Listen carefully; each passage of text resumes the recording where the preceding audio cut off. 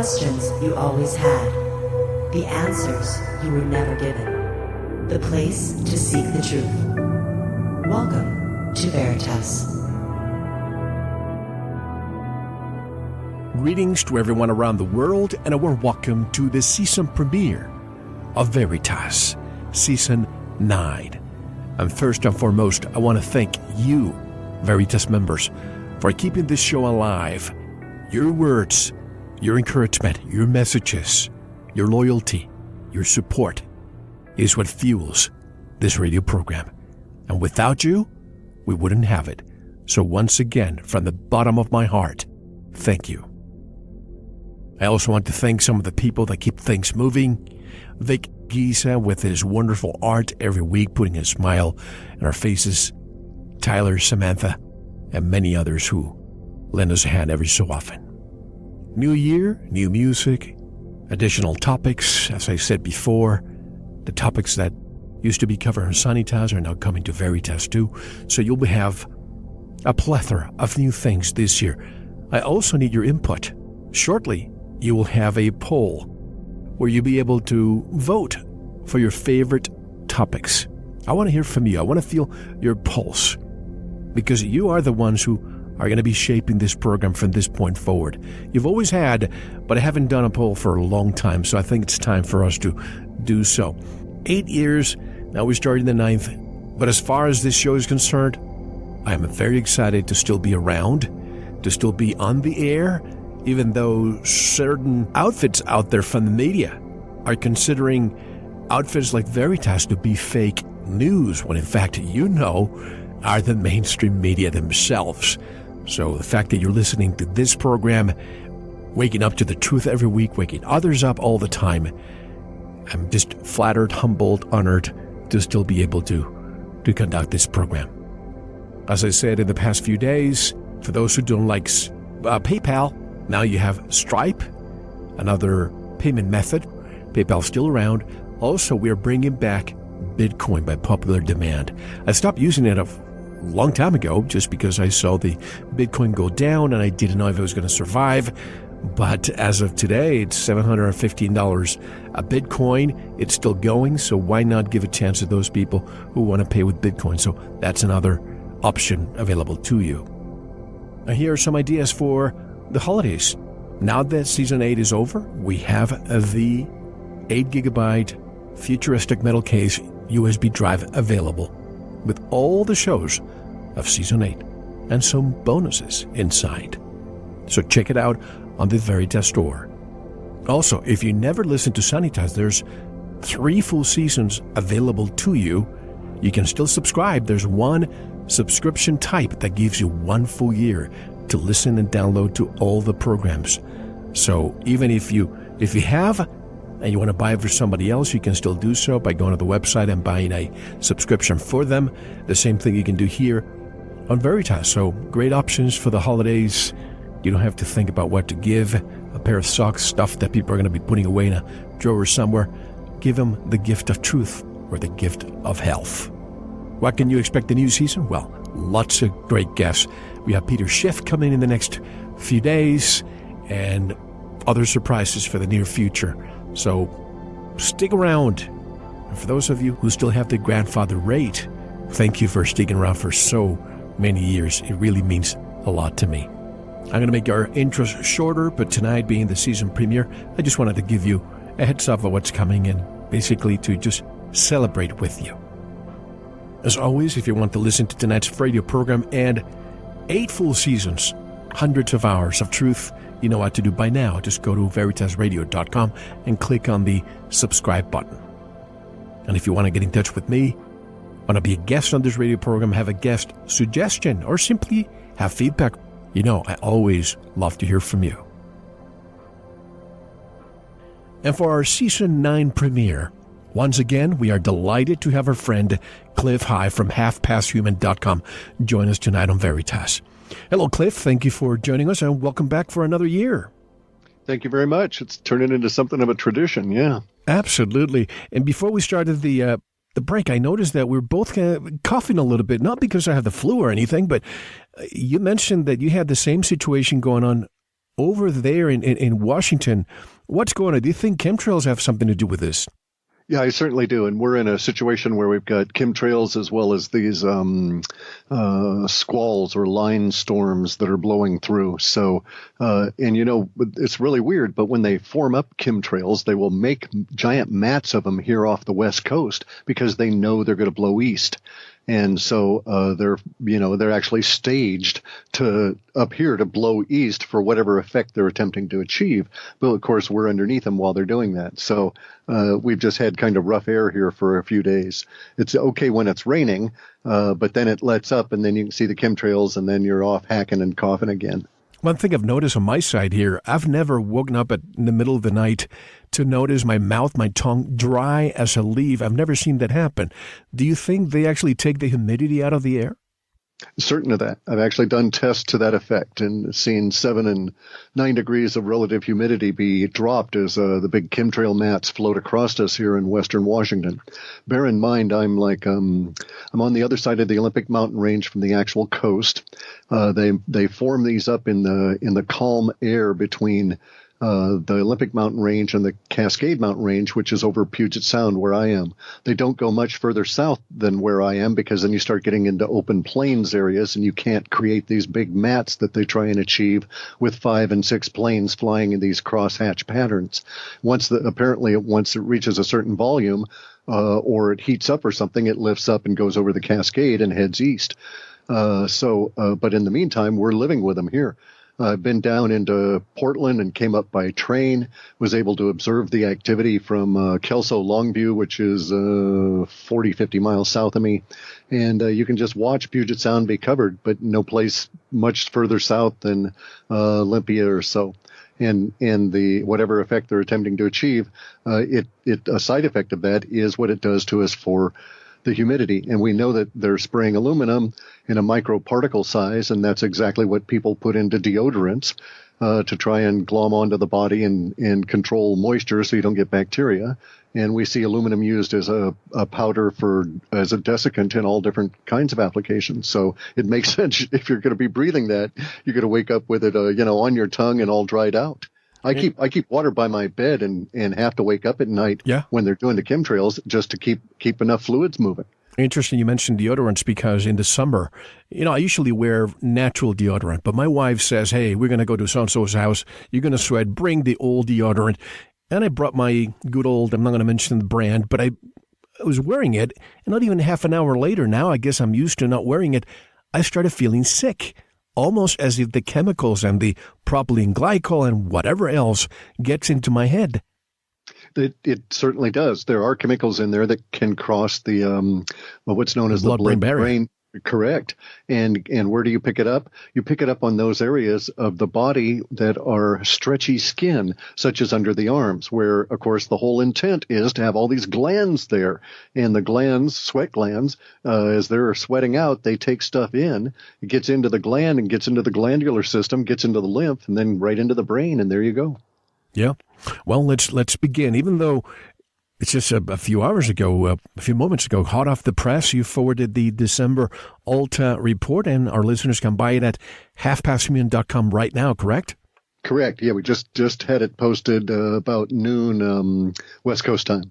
Even though I have the report here, I'll also be jumping around to discuss things that may or may not be included in the report, and I know you're always okay with that. Let's begin with the elections. December 19th. Smooth ride and Trump legally wins via the electoral votes, or are we still going to see any attempts by the opposition to derail that? The emotional parameters say smooth. There's going to be attempts that are ongoing now, but they're going to be drained away of the energy and sort of fade. So our data sets don't show anything that's untoward there at all. What about the delusional recount melodrama of Jill Stein? And do you think Soros and the Clintons were behind this recount attempt? I think that they paid for that, but I don't think that they really wanted it to succeed. So I'm not sure what the point of it was. Anything that I would say to that would be speculation, but I'm quite certain that Soros's money is involved in that, as well as all of the Oh, well, let's call them anarchists. They're paid by him, so so they're not very anarchistic. But these the paid riots and so forth. Again, I don't know what his point is. I just don't know what we're trying, just like Occupy Wall Street. What are they really trying to accomplish? There's has been a move that we could characterize very in a binary fashion. Okay, let's just say that over time we've seen a slip or a shift in the population. Let me phrase it a different way. A split. Let's say that we've seen a split in the population over the last 45 years in an accelerating fashion, but really since Nixon took us off the gold standard, we've seen a split from that part of the population that actually works for a living in terms of producing something of value that then the universe then rewards, and those people that actually don't produce anything. And by that I would mean government, any lawyer, anybody whose job is to shuffle things around. In the first category, I'm putting the people that grow stuff, the people that are machinists, the people that run plastic pressing mills, this kind of thing. Those individuals that are manufacturers that actually produce some atoms, move them around, and you in some way consume those atoms. Even if it's, a plastic glass you're using at a ball game, you're consuming those atoms that someone had to produce for you. So those are the producer class. The producer class, since Nixon took us off the gold standard, have been getting shafted daily. You'll be able to plot a correlation in tick by tick between the rise of the 1% and the reduction of the middle class and the departure from the ability to have convertible gold for the U.S. dollar, for the world reserve. So once that occurred in the 1970s, 72, we end up with a situation where the producer class is drowning under the effects of the debt that is making up the difference between the gap, so to speak. Those people that are not producing, that are simply consuming, are demanding more of the producer class, but they're not contributing for it. They're not paying universe back for it, so to speak. And so not contributing for it, there's a deficit. In a very real sense, the calories that somebody eats if they don't grow their own garden, they create a deficit that has to be made up by a farmer somewhere. And this is where the exchange system of money comes in to get that deficit filled by that farmer's surplus. And so that's really how universe works at this basic supply and demand level across all, and it's basically a barter system backed by gold, digits, dollars, all of this sort of thing. So now, since the gold convertibility, though, the money, the actual species, the currency that's been circulating, has not been holding its value. All through the 40s, 50s, and 60s, that was not the case. The dollar did hold its value, and the middle class thrived, and the 1% was very, very, very small and didn't make much money because they had to actually pay out real stuff to get real stuff back. Then Nixon took us off the gold standard and said we're not bound to reality anymore. Let's all party down and drink this illusionary beer. And they called the illusionary beer the U.S. dollar or the Federal Reserve note. And since then we've been drinking this illusionary beer, but at some point we wake up with the hangover of the illusionary beer and we've got to suffer through it. And that's where we're at now, where the producers, those guys that have been suffering under the degradation of the dollar, are saying no more. I can't support, as a producer, a farmer out there, he's saying I can't support 1,000 people with my machinery on the fields and stuff here, and also have to support another 1,500 people in a social system and still be able to pay taxes or be productive for myself. So I'm not going to do it anymore. And so that was the basic conundrum that society faces here. The cultural revolution of the past, say, 15 years or so, as we became more and more concerned about those people that choose to identify themselves with their genitalia to the exclusion of everything else, and to raise issues about it, as we move into these politically correct niche markets, so to speak, we are losing the producer class. We've lost them. And so what happened here was this last time was the military stood up and said, pointed fingers at the neoliberals, neocons, whatever you want to call them. It's just the same crew, Bush, Clinton. It doesn't make any difference. It's the supporting crew that is causing all the problems. And the military pointed fingers at them and said, y'all be crazy if you think you're going to win a war against Russia. And we're not going there. And so that was what happened in this episode. And so the cultural war that we have had in the past 15 or 20 years, which was being engineered to a certain extent, has failed. Now, the reason it has failed is multiplicitous. There's many, many, many different reasons at many different levels. But one of the primary reasons is that the demographics aren't there. So the cultural revolution that Mao was able to lead in his late leadership period, when he should have been shuffled off into, the old Chinese leader's home, he was able to galvanize a very young social warrior population, and they took over the country of China, and he wrestled the power back from people that had undermined him over like 15 years or so. And so the same attempts, the same approach was used here with if you'll note, there's an amazing correspondence between Common Core and Mao's One Thought, One People. And the net result in Mao's case was a rising demographic where the younger population, due to increases in food supply and so forth, outnumbered the older population, and they were able to force Mao's will out as social justice warriors. That has failed here in the United States because of one condition, and that's demographics. The millennials and the subsequent generations, while they're now voting and being activated, they are not sufficiently large enough to counter the emotional strength and the economic strength of the generations they're trying to oppose. So it won't happen here. Now, let me stay with the gold standard for a moment. Since money is no longer backed by anything of value, namely gold, is the 99% suffering because their savings have been diluted by the creation of money out of thin air and artificially inflated the economy and reduced purchasing power? Correct, because every time you hear the Federal Reserve say we're targeting 2% inflation, you need to put in a couple of different other words in your brain. Words have power. That's why they lie to you and use different words. They're targeting 2% inflation. What you need to hear is they are targeting 2% of my money. They're going to take 2% of my purchasing power. They want to reduce my ability to buy something by 2 cents out of every damn dollar. That's their goal. It's not a good thing. And they want to do this year after year after year. What am I to be left with? I had this a friend of mine in the 60s who was a son of a baronet or something from England. I went to school with him, and he was really educated in economics at a time when all of his kids thought, economics was how many finnings there were to a mark, that kind of thing, right? And so, but he always said that inflation was the royals' way of politely stealing from the serfs. Yeah. And that's truly what it is anymore, and continuously. So we're kind of screwed. Now, the good news is we're at the end of the game.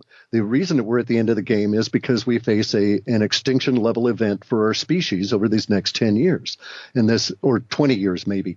The extinction level event has to do with the return on investment for the amount of oil that we get for the amount of oil expended. It doesn't do you any good to pump a barrel of oil out of the ground if it took you 2 barrels of oil to find it. It's a net loss. And in our species at the moment, in order to maintain our civilization as it is, we need something between 12 and 15 barrels return on investment for every barrel we put out, just to maintain the illusion that we're an operating, functioning society, just in order to pay for the people that are not producing.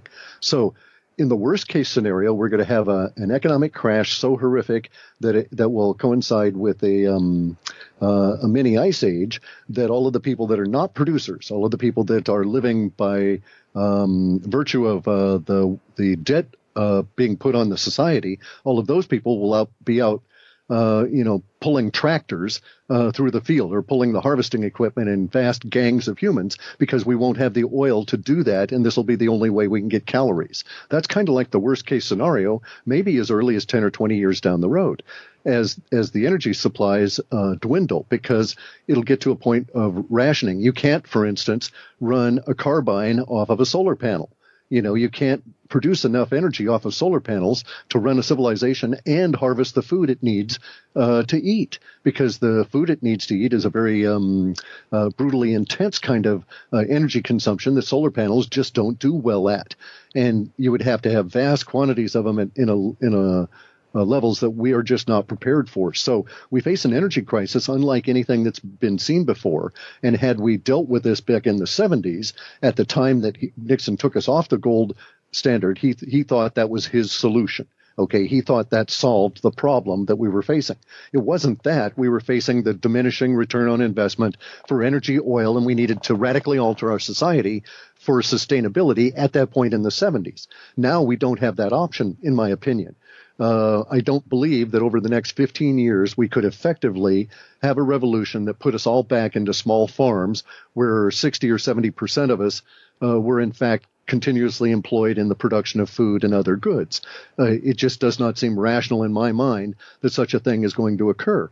So faced with this huge problem that we've got over these next decade, let's say 2 decades to be generous, but I don't have a real solid feeling on that second decade. We've got to, but in this next 10 years, we've got to come up with a solution. And that solution has got to be radical enough that it provides basically what you and I and everybody else will think of as, 0-point energy or Captain Kirk's dilithium crystal energy. We need something that's a solution at that level, an energy solution that's such a big breakthrough that it gets us over this hump instantly. And instead of having to worry about 20-to-1 return on oil dropping down to 5-to-1, which is not sustainable, we would suddenly jump to say, 1,000 BTUs coming in for every fractional BTU being used. And in that case, it's like, hey, you're golden. You could run steam at that level at 0.5% efficiency if your BTUs didn't cost you anything. And you could be an advanced steam society and have steampunk spaceships for all that matters there, because you would have the ability to produce the BTUs for a low cost, which we don't quite have yet. So Tesla isn't going to do it. The solar panel revolution isn't going to do it. Even their maximum efficiency, they're running at maybe 18%, and that's 18% in a very narrow range, and it's not continuous. I've run solar panels, and of course now we've got chemtrails everywhere, which greatly reduce the efficiency of the solar panels. So we're finding ourselves in this kind of a weird little bind that's almost forcing us to, in my opinion, to shut off all the supplies too, and then negotiate with the breakaway civilization guys. Now, since you mentioned oil, today, after 8 years, OPEC reached a deal, 2 years in the making to limit output. How will this change your projections then? Nothing whatsoever. It doesn't change it at all. The issue is not abiotic oil, which does indeed exist. It's not like oil comes from fossils at all. The Russians have proved this. If you drill down deep enough, you can get all the oil you want. The problem is the cost of drilling down to achieve it increases your cost of oil that you have to put out in order to get that oil for every foot you have to go down. And so it's not a sustainable route for the 29 billion barrels of oil that we need as a global society. Here, on an annual basis, it's not going to make any difference what they do in terms of reduction. They won't be able to get the price up there. The reason that we're running into this is the same reason that we had the oil crises in the 70s, which resulted from Nixon taking us off the gold standard. We don't have value in our money anymore, so the money keeps degrading. They keep producing vast quantities of it, which so far hasn't produced any inflation because they've been able to keep it out of the system and stored in such assets as weird old art that, doesn't produce anything. So it's a non-productive asset. Or they buy buildings where they don't really produce anything, so it's not flooding the economy with the fake money. Now, the issue for us with the energy and the money goes back to the idea that it takes real effort to achieve a barrel of oil extracted from the ground. It takes real effort, calories, sweat, blood, all of this kind of stuff to get an ounce of gold out of the ground. But it takes nothing whatsoever for somebody in the Federal Reserve to push a button and create $100 trillion. And so we're now coming to the point where all of humanity is realizing, I think I'd rather have the real barrel of oil, and you can keep your $100 trillion. And so at that point, which is where we're at now, and which is where we were in the 70s, you have to rebalance your social order in order to survive and thrive and get beyond it, to rise above it. And we're not doing that. We're not rebalancing our social order. We're not taking a hard look at what's really ahead of us. We're living in this delusionary world where it makes sense to worry about painting our airplanes pink in honor of someone's gender identity, and then also to worry about who gets to pee where. True. Now, so it's not going to be solar, wind, nuclear, hydro. No. So we're talking about nuclear maybe could have done it, but the way we took with nuclear is terrible, and it's a death sentence because of the route that we've taken with it. They've lost another reactor in Fukushima. That's right, the earthquake. So we're talking about over Unity, 0-point energy devices. But if this makes it to the mainstream, even that. No, not even. You don't even have to go that far. Okay, there were people in the in 1800s and in the early 1900s up to say 1940s that were messing around with technology that produced something where you had a net gain that we would think of as over unity. But if you actually look at over unity, that implies that there's no cost to the energy. There's no capital investment in the device itself, or that's repaid relatively quickly.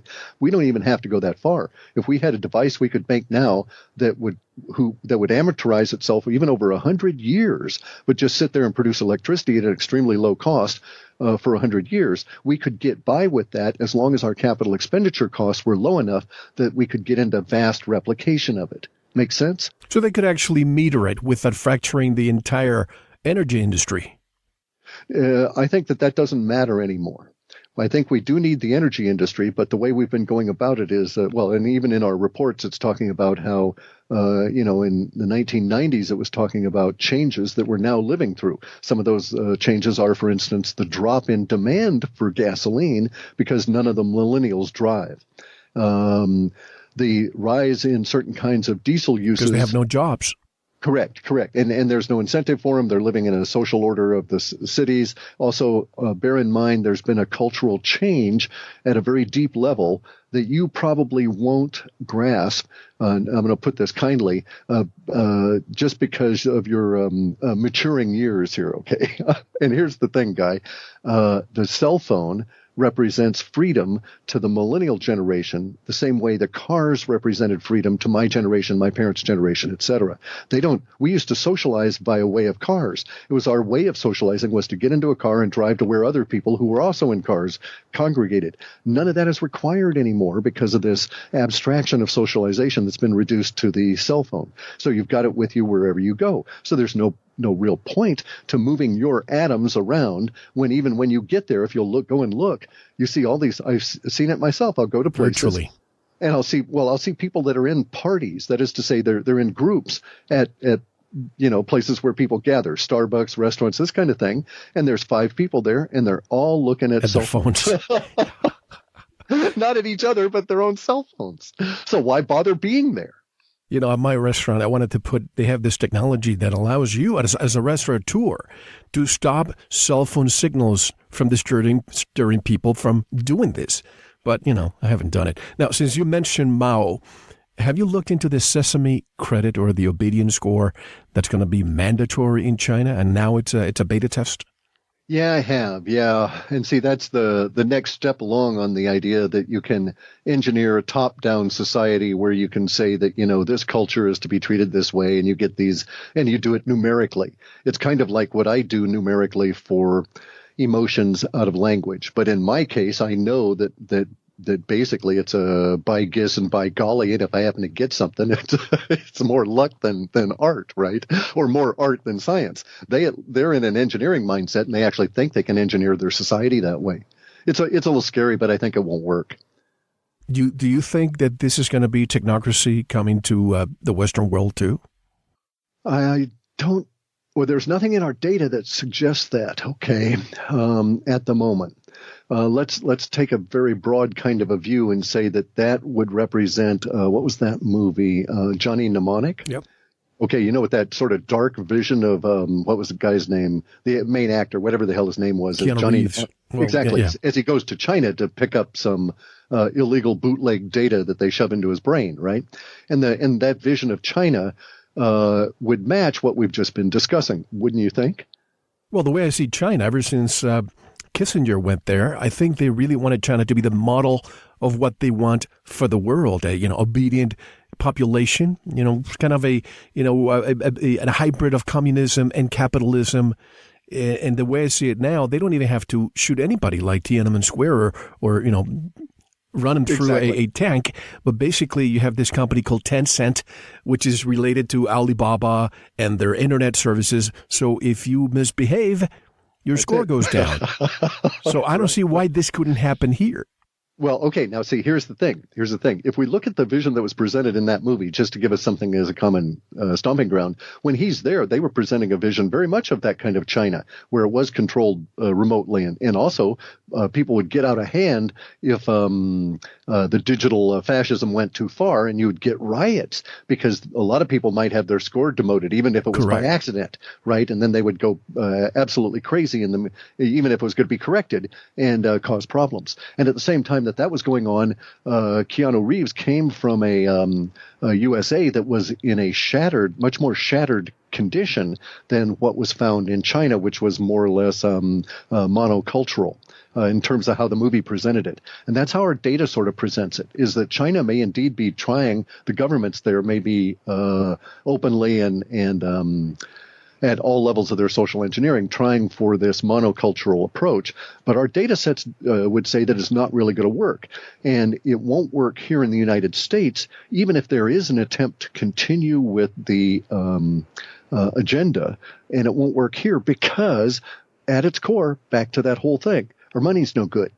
We can't support it. So in other words, it takes a lot of excess energy. It takes a lot of extra calories to provide food for people to run around and criticize other people in a politically correct fashion and try and make the society a particular way.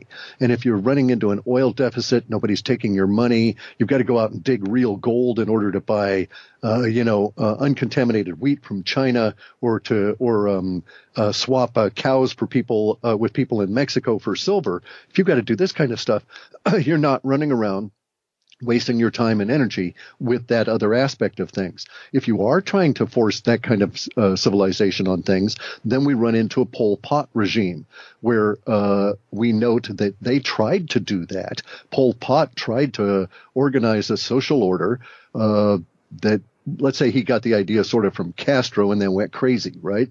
And the whole regime of Pol Pot, all the deaths and all of that, didn't last very long. And the only reason it could have lasted that long was because of the isolation of that small nation. You can't do that kind of thing in the U.S. We're too big, too diverse, too many ways to get out or screw around with it. They couldn't even effectively, by the way, manage prohibition. Prohibition was an absolute failure. The amount of booze consumed went up. And all we did was to transfer money to a criminal class. Well, the same thing's happening with cannabis. I hate to use the name marijuana, because whoever's on top has the monopoly on that. Would you agree? Correct, yeah. And we see that same kind of thing, as you say, occurring right there. And in no way do prohibitions or any of the controls in any way eliminate the behavior, especially in a nation as large as ours. If you get a small area, a small country, and you have your population of specific sizes, you can manage this for a longer period of time than you can in the areas that we live in, which are very diverse, populations of, shared mutual interest and differing levels of resources.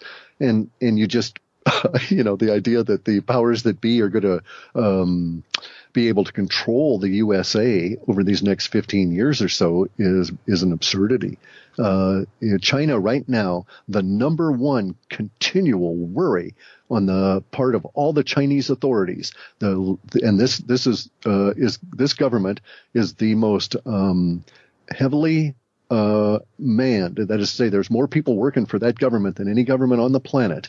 They have more resources at their disposal than personnel, money, you name it. China has got more resources at their disposal than all the other governments combined. And their continual top worry is the riots that may break out tomorrow. And this is because of the riots that broke out yesterday. And in a country their size, if they can keep the number of riots in any given year to under 110,000, the Communist Party considers that to be a real successful year. And that's why they have this obedience score being mandatory in 2020. But folks, I have to recommend something. If you have Netflix, go and watch Black Mirror.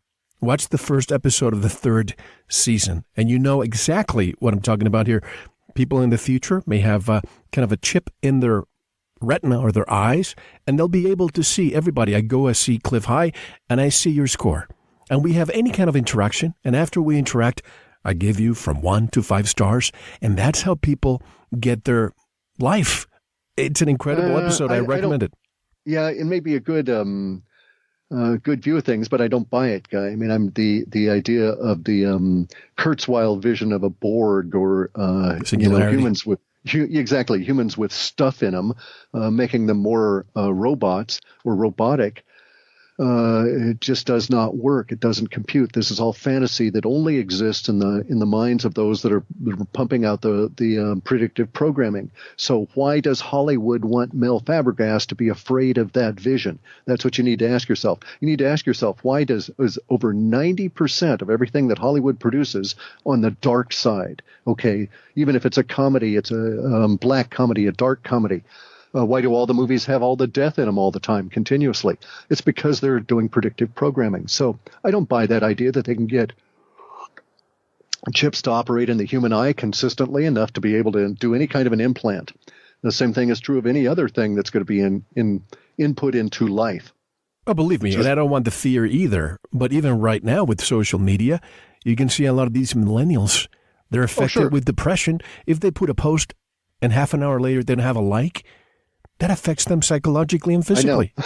I know. They're just, it's really terrible. And they have no, so Nicholas Taleb, the author of The Black Swan and Anti-Fragility, has coined a phrase, and he says it's IYI, that these individuals are intellectual, yet they are idiots. Okay. And they're idiots in the Greek sense of the word, which is somebody that is a social being that has no skills. Idiote. This was a specific class of an individual in ancient Greek society that was accepted in the city-state or the village that they lived in, but they weren't really participants. They lived outside of it. They were, the outsider, really, a fringe level kind of a thing. Now, it implied no social skills to the ancient Greeks. Here, it's sort of the reverse of that. These people have incredible social skills, but can't do anything else. I've actually seen a millennial faced with a gate in a chain link fence not be able to work out the mechanism to open up the gate.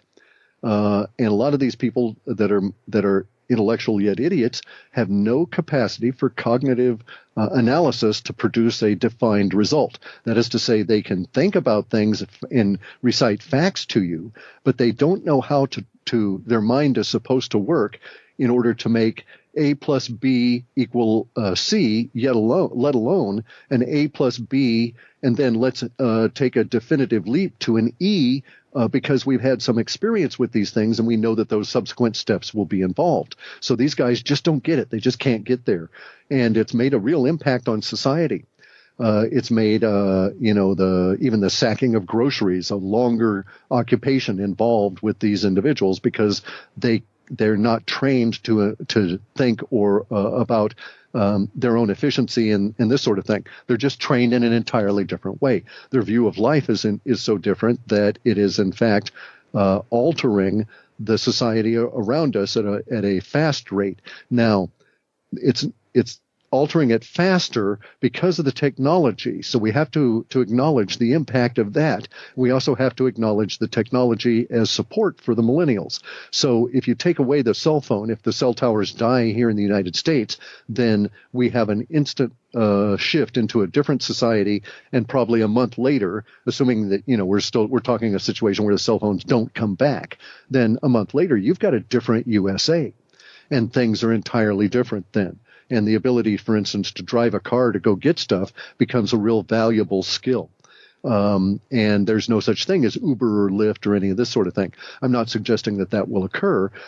We do have things like regional power outages ahead of us, and we do have regional disasters that'll relate to weather and so on, and will cause cell phones and this kind of thing to go down. But there's no reason to suppose at this stage that the distributed cell phone tower system would be particularly vulnerable. It's not even vulnerable to EMPs, for instance. You hear you'll see these things online where you get these emails, I do anyway, and being in the woo-woo business, and it's a spam kind of a thing where they want you to worry about an EMP coming. Yeah. That's an electromagnetic pulse.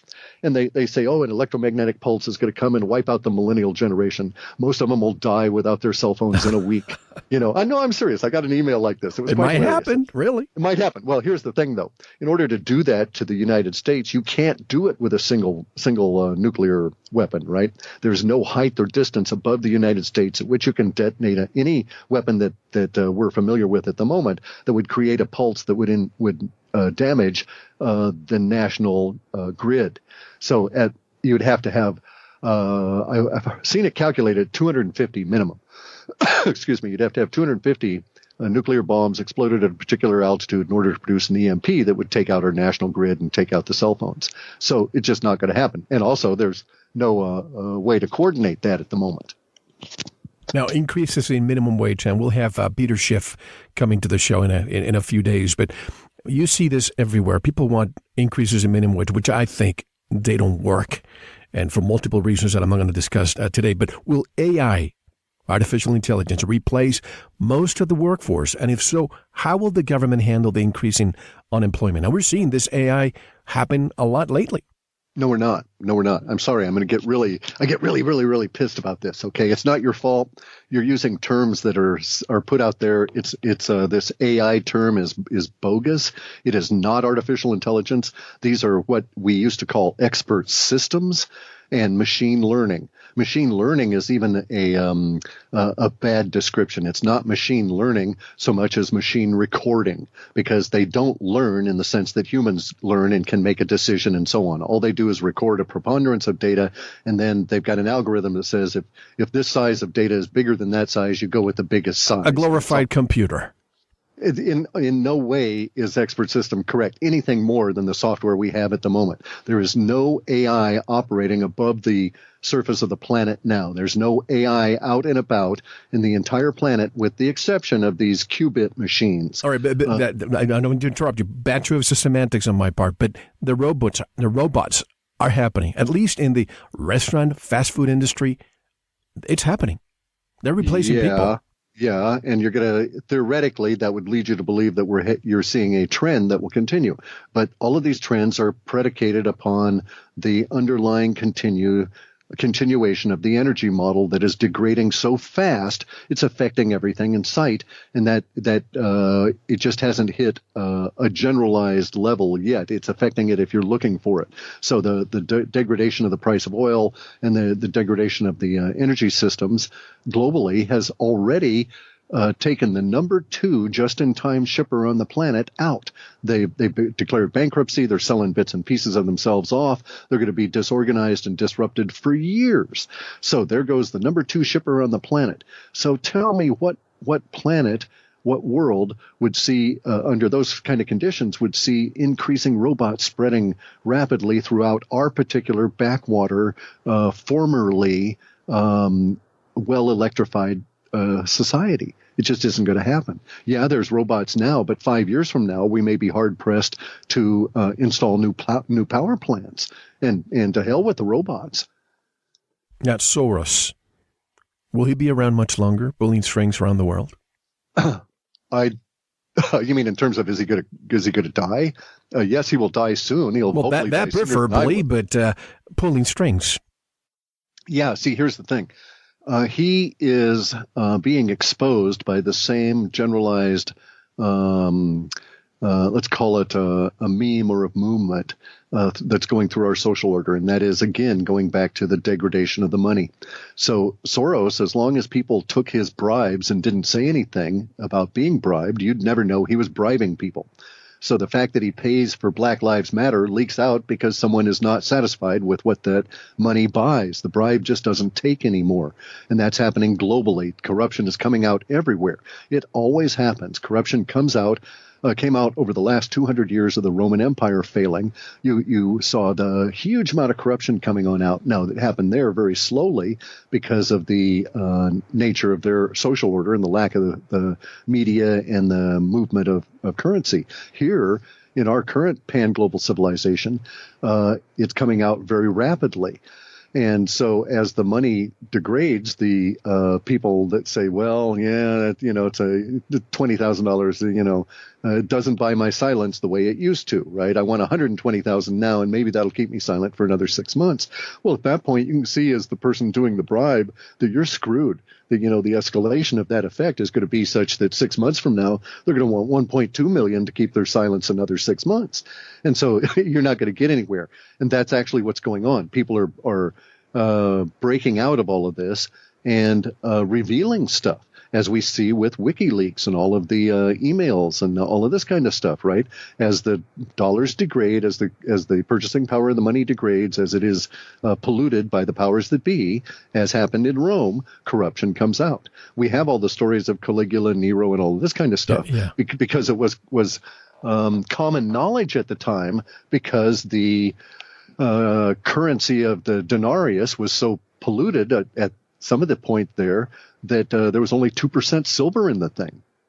It's funny that you were talking about the Romans. I was thinking about Caligula and the fact that he loved sweet wine, and he used to boil this sugar on lead containers, and all that lead would leach out. He would drink it, and he would get worse and worse and worse. He was a psychopath already, but, anyway. Sure. Now, well, no. Hey, wait. Stay with that for a second, okay? Because, look, I don't want to be too melodramatic about it, but, you're drinking the wine too, guy. You're not getting pewter. You're not getting the lead out of pewter and the pewter cups that the Romans used to use. But every night when you go to bed, every day when you walk around, somebody's pumping your body full of mind-destroying metals. The Sulfites? Same thing that... No, the chemtrails, the aluminums, barium, strontium, all of this kind of stuff. So the same effects on your brain are going to be perceived, and we're seeing it through our social order now. Look at how, if you look over the last, I first saw my very first exposure to chemtrails being created as mats with multiple planes was in 1996.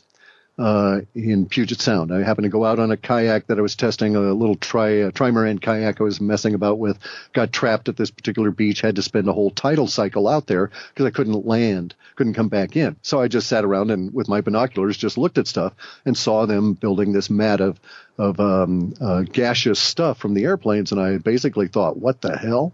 Okay, so from 1996, you can plot an increase in the amount of mental illness and the cost it's taking, the toll it's taking on our social order at an economic level. And you can even see that some people are attempting to profit by it, by putting money into Alzheimer's institutions and all of this, because they're really sure Mel's going to end up in one, and they may be, in the powers that be, and they're just going to profit on Mel ending up in one because he's been breathing that aluminum all his life, and it's destroying his brain.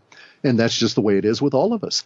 The social order is actually attempting to profit from the degradation that is going on from the crap they're spraying up there. And they're profiting on it at another level. The stuff they're spraying up there is what's known as fly ash. Fly ash comes from coal plants. Coal plants produce fly ash as a byproduct of burning coal. And they call it fly ash not because it flies around, because it's so light and fluffy. And you mix it with a little tiny bit of air, and it becomes almost a slurry. That is to say, the air gets between the very fine microparticles of ash, and it sort of floats around like it was a fluid. Are they doing the same thing with aluminum plants with fluoride? The way they get rid of it is by using... No, that's steel. It was stannous fluoride. They had us eat this stuff in order to get rid of the toxic waste from the steel plants that was piling up in the East Coast. Mm-hmm. And they made everybody think that it was good for your bones and it would help your teeth. Right. And all it does is destroy your pineal gland and cause calcium problems throughout your body. And other mental issues and so on. Well, it's kind of the same thing. They had over $1 billion a year was paid out by the coal plants to get rid of fly ash. And you'll note it, I think it was probably late 1990s, there was a fly ash dam break in the southeast.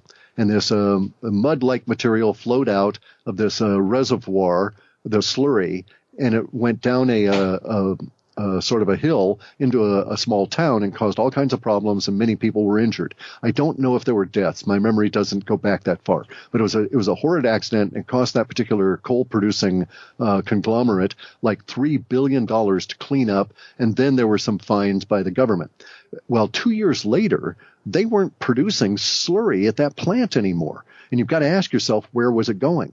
And then you start seeing that slurry used to be produced at all these coal plants everywhere, and they're trying to shut the coal plants down as well. But as a side issue, the slurry used to be produced there, and it's just not piling up anymore. There aren't any more reservoirs, giant reservoirs of this slurry, the fly ash, being pumped out of coal plants to sit around and liquefy and sort of cool off and stuff before getting loaded into train cars and being pumped and taken someplace.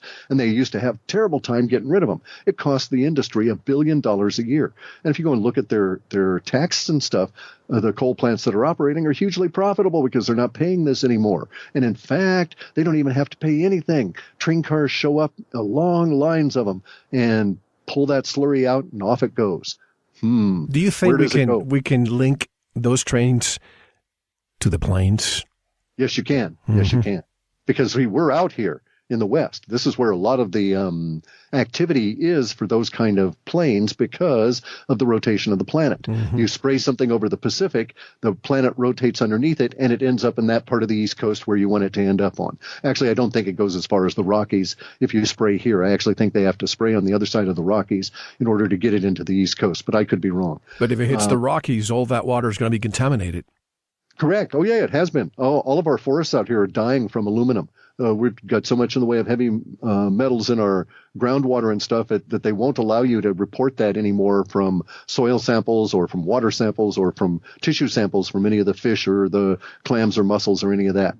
You cannot report that at a public level without getting deep problems for that. It's like standing out here with a... Exactly. And there was a guy I know who was out here reporting the death of all of these tidal pools off of Vancouver Island on the west side of Vancouver Island, and his supposition was that it was Fukushima. That Fukushima radiation was destroying the littoral, the intertidal life of Vancouver Island and presumably all of British Columbia and most of the West Coast. And I would agree with his data sets, his suppositions, his results from his tests of going on out and looking and seeing that the life was dying. That was quite factual. But I'm not so sure that it was Fukushima that was actually causing that. And it was simply because what he was showing in terms of his photos and stuff had been seen in Alaska and California and Oregon and so on before Fukushima popped off. And we were all at that point debating as to whether or not it was as a result of chemtrails because of these mats that they would make. Now, bear in mind, when I say that these planes were making mats, we had, when I saw them in 96, there were 5 planes flying north to south and 7 planes flying east to west. And they were sort of like, as one might imagine, they were sort of weaving the cloth. Correct. Only in this case, they were laying out their big chemtrails and all the chemtrails were merging. And so from my vantage point down here near Nisqually Reach off of Lure Beach, I was able to see most of the northern boundary, way past Tacoma Narrows, way up past Seattle. So I was looking at most of the Puget Sound at that particular angle.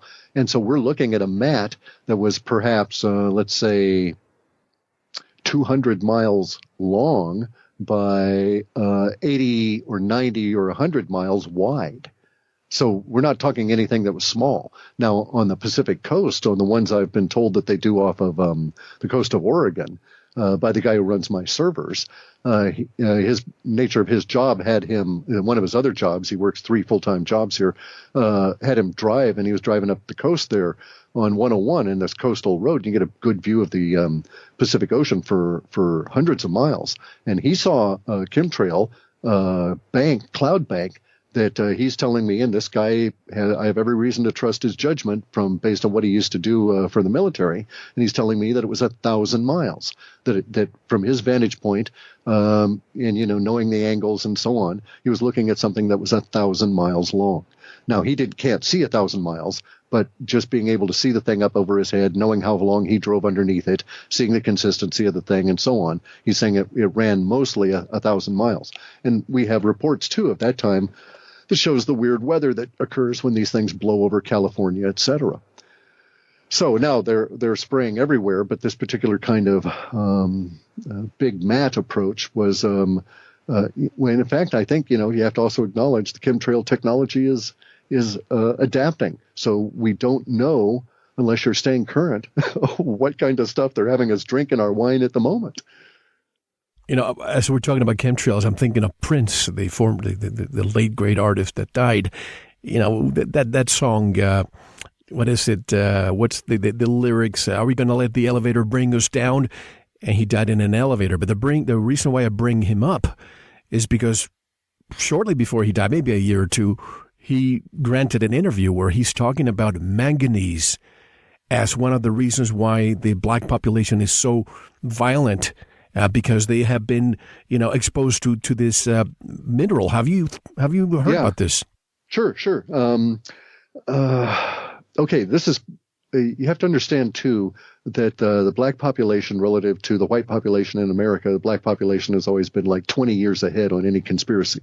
Okay, simply because they've been the victims of them all. Everything from Tuskegee, even further on back. By the way, it's Dick Gregory, if anybody wants to Google that name or YouTube it. Yeah. And so, so you see that is indeed part of the plan, is that you need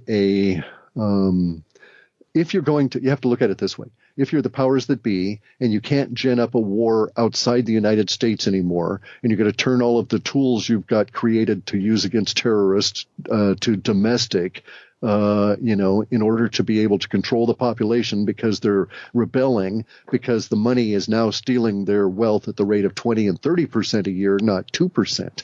Once the hyperinflation hits, then what you've got to do is you've got to have the bad guy. And so the bad guy in this whole scenario are going to be all these people that are too violent and can't control themselves, and that basically are crowded into little urban areas where they can be, effectively controlled and popped off on command. And so you notice that we have the pop them off on command going these last few years of the Obama administration with, basically non-productive race riots. And by non-productive, I mean there was no causal agent for the race riots other than police brutality. Right. Whereas if we look at 1968 and the Watts riots, it's entirely economic. They've been going on for 15 years that had bled the black middle class in LA down to nothing, and the debts, et cetera, et cetera. So it was a response that was seeking a solution. Here it was just you're killing us. And there was no underlying social reason for any of the race riots that have been occurring, at least in let's say the last 10 or 15 years. Now the whole population is being outsourced, and we're all degraded under the falling money. But there's now less of a divide between people that are not 1%, regardless of color, race, gender identity, any of that. There's less of a divide between us than there is between us and the 0.1%. And so you've got to have somebody that's going to be the bad guy. They've got to do it in order to do that, they've got to have credible bad guys, and that's one of the ways they do it, is body and mind manipulation. They pollute the economic body of the country with bad money that has no store of value, yet they tell you to save in it. And then they pollute the food body of the country through GMOs, through the chemtrails polluting the lakes and the streams and the waters and the crops everywhere with the aluminum and so on. And they're going to get sort of the kind of response that they're after. It's just like in France, there was a movement made, I want to say in the late 70s, there was a deliberate movement made by government to try and get as many of the French people on antidepressants as they could. You remember Reagan's words in the UN when he said our differences worldwide would vanish if we were facing an alien threat from outside of this world. And in the last couple of days, mainstream media, the title is the U.S. military preparing for a next generation war in space.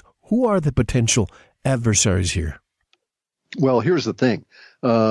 we've had this stuff in the data sets for a long time about what I, not jokingly, but just Space because the goat word farts. wasn't. Well, yeah, in the Space Goat Parts entity, there was this subset that was going to the idea of a cruise ship, a space cruise ship, with aliens who would come by and basically cruise around Earth the way that, you might have a cruise ship go cruise around some South Pacific island, that sort of thing. And, it's a goofy idea, but we see even just the other day, Twitter was censoring reports about these UFOs, about this UFO that was seen over 12 Turkish cities. And was seen very much like it was their version of Phoenix Lights. Mm-hmm. And here Twitter was censoring this. And it's like, what does Twitter care about UFOs over Turkey? Why should the Twitter organization give a damn one way or another? And so I think we're at that point where, indeed, the U.S. military, we know for as a trend that's been reported and led out to us with the predictive programming in the media, all the movies about space aliens and all of this. We know that the U.S. military, they even admit in the movies, and that's not denied in reality, that there's these people in holes in the ground reverse engineering all this space alien crap. And so we can certainly suspect that most of that is probably quite true. Now, in this last report, of the December report, if you go to the conclusion, you see that I'm saying that we're going to be faced with something that's coming up in 2017 and 18. I don't know when the disclosure is, but I think it's already happened at the elites level. And I think that what has occurred and has to occur at this stage is that the pan-global civilization that you and I live in has to acknowledge that we're not the first pan-global civilization of this level of technology here on Earth, and that there's been something in Antarctica that's going to force us to acknowledge that. No, hold on, because I want to leave that for part two, because that's a long conversation. I was very surprised to see that in the conclusion, because you linked that to 1947 and other things. But let's leave that for later. The earthquake. Well, first of all, we know from Dr. Carol Russin, and she was the assistant to Dr. Werner von Braun, who said that the last card, because we had communism, we have the terrorism boogeyman, then a celestial object in the last card, an alien, a false flag alien invasion. Could this be the precursor to this? Certainly. And that's exactly what they want to do. They need to have, as I say, the boogeyman, the bad guy to get us all to toe the line, especially as technology improves and we become, if you look at it a particular way, if you look at the development of technology like, say, Bitcoin is a distributed financial system that you can put on your PC or put in your phone that makes you as powerful as any central bank on the planet. And so you're as powerful as Yellen or any of those people because you can receive and mine and issue money. Real money, things of value, much more powerful than what the Federal Reserve pumps out. So imagine that's the direction in general that our technology will take over these next few years. And it won't go towards singularity, which implies that, the Kurzweil version is very much a top-down control system. If you think about it, nobody's ever going to become a Borg on their own, making their own devices and stuff. That vision of people with chips in their eyes and this kind of thing is entirely central authority pushing this crap into you. So it's not a natural, organic expression of humanity. But don't you see a bunch of impressionable people volunteering if they see that their lives will, quote unquote, improve with that technology? Oh, sure. Yeah. No, that'll happen. There's no question about it. And these people will die of horrible diseases very rapidly. And that'll be the end of it. It's not gonna work, dude. You can't have that level of penetration of the human body that is suggested by Kurzweil with anything close to our kind of technology now and have it function. So imagine, for instance, that you have a chip in your eye. Okay, that chip is in some way, in order to function, must have the capacity of carrying an electrical charge. That chip, it probably has some form of metal in it. But let's say that we come up with a way of carrying an electrical charge in nanoplastic. It won't make any difference because the analogy I'm going to use here, or the example, is quite valid regardless. That chip is basically a small energized electrical field.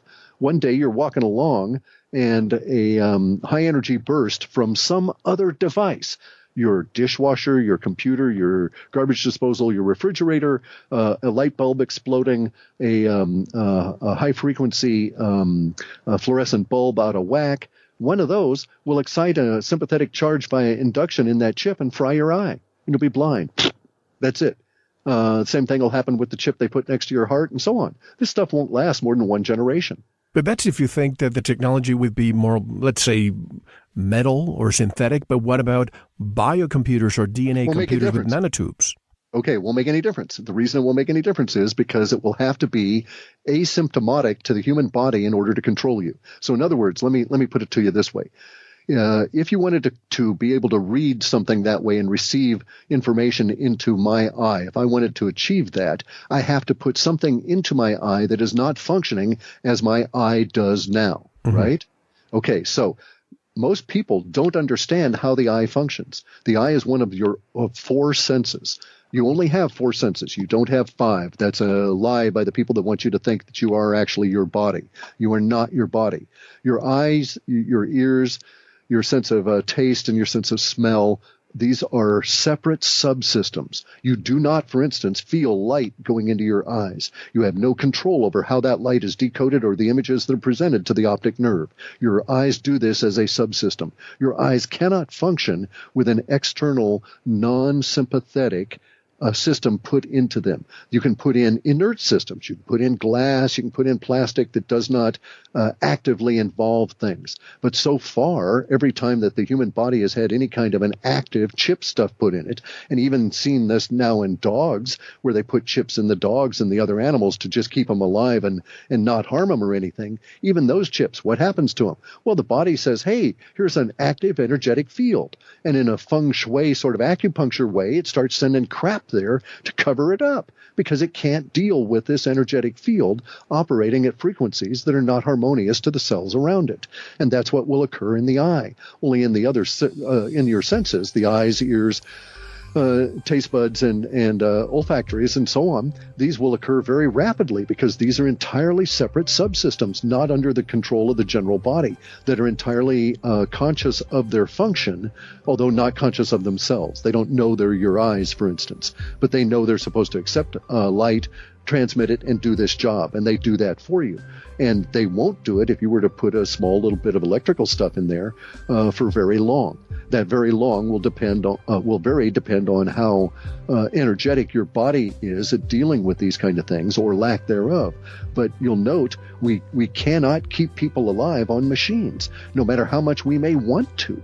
Even people that are paralyzed, that have every reason to have an active, conscious effort to want this stuff to work, are not able to overcome the debilitating effects of having these energetic fields put into the human body at that level. And it has nothing to do with whether they're magnetic or DNA or anything. It has to do with the nature of the energy, because humans are energy. Matter doesn't exist as this solid that everybody seems to think is this immutable, impermeable, or permanent kind of stuff. It just, sorry, guys, just that isn't the way reality works. That's fine. And this question, I'll get your answer on the other side, but let me end with this.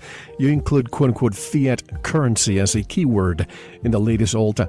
I heard that even Trump wants to quote-unquote revisit the current Federal Reserve System as it is today. I think both, Lincoln and Kennedy tried to do something about it, and we know what happened to them. What do you see happening to the fiat currency? And we'll get the answer on the other side. How can people buy this report and all the other reports?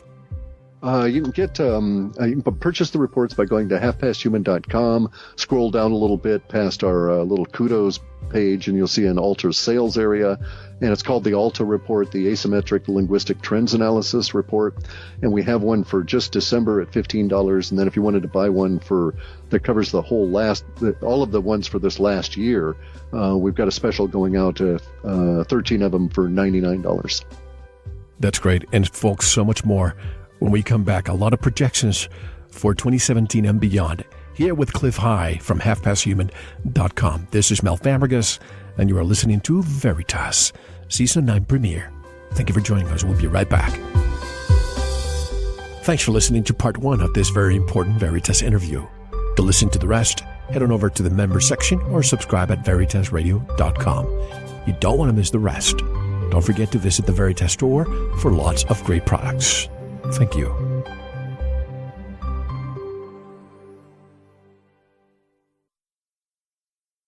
And welcome back to Veritas on this Season 9 premiere with our friend Clif High. And before the break, I asked you a question about fiat currency and what Trump, I've heard some people, and I've heard that he may be changing certain things. Do you think he'll be able to accomplish that without having to go through what Lincoln and Kennedy went through? There's a potential for that, yes, that he could succeed.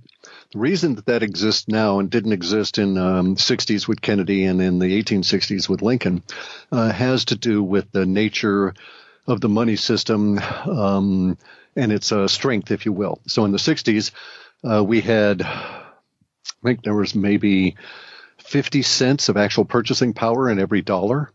Now there's 2 cents, 2 pennies worth of purchasing power in every dollar. So the leverage, the power, the strength of the money system, its ability to bribe and cajole and pay hitmen and keep them, keep the justice system in line and pay the military, all of that is fading. It's fading very rapidly. And so, yes, there's a potential right at this moment. A unique set of circumstances has occurred and that we could indeed see major change. Well, let me put it to you this way. We will see huge levels of change that everybody will 10 years from now, assuming that we get the energy system problems licked, everybody will turn around and they'll look and say, damn, it all started in late 2016. And the reason that they'll say that is because of the circumstances that we face relative to the degradation of the money and what's going to start happening actually as of tomorrow with the bonds as of December 1.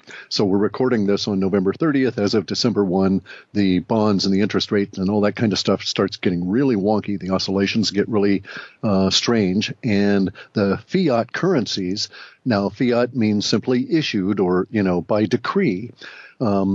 And in a weird sense, Bitcoin is a fiat currency, but it's not really because you have to work for it. It's decreed by software, but you got to make the software perform in order to generate a Bitcoin. But nonetheless, it is a fiat currency.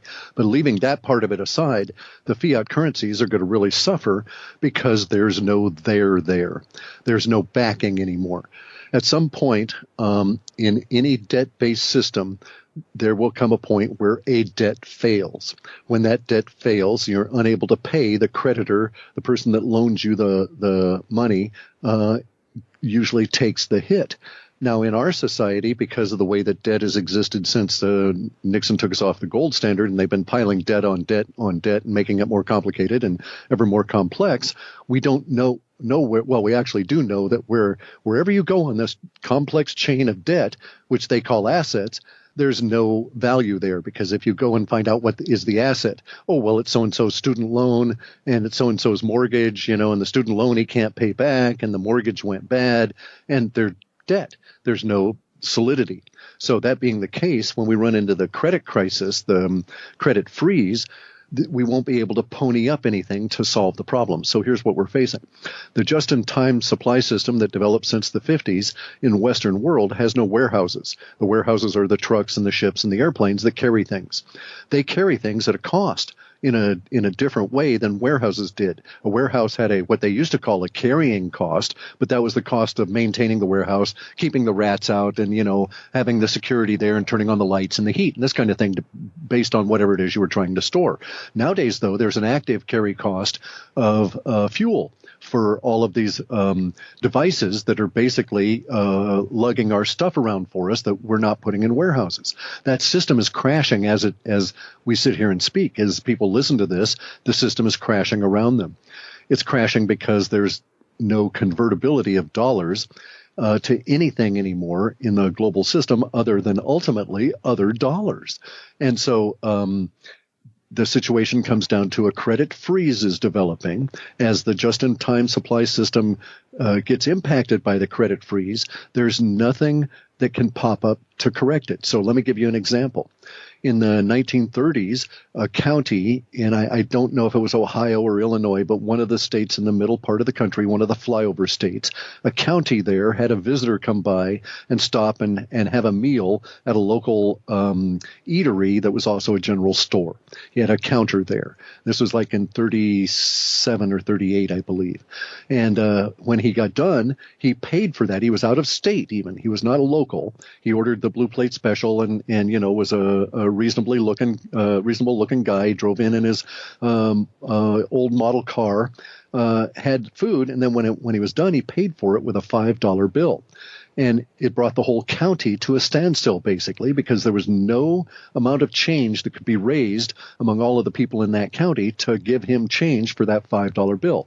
So, in the story, I think he actually goes to another county, solves the problem, gets change, goes back and pays for his meal. But they basically had to let him go because of the nature of the money, and there was nothing that they could offer of value that was change for what they perceived to be value, which was this $5 payment. I actually don't even think it was a bill. I'm trying to think. Maybe it was $5 in silver. But in any event, maybe it was a silver note. But we're at that stage now. So when the liquidity crisis strikes, when the local shipper won't ship milk for you because he can't buy fuel because the local fuel people won't take his credit card because it's been shut down, he won't be able to pony up anything to actually get the fuel to go ahead and complete the delivery to get the milk to the store in order to get more money, because we're all on a digital system.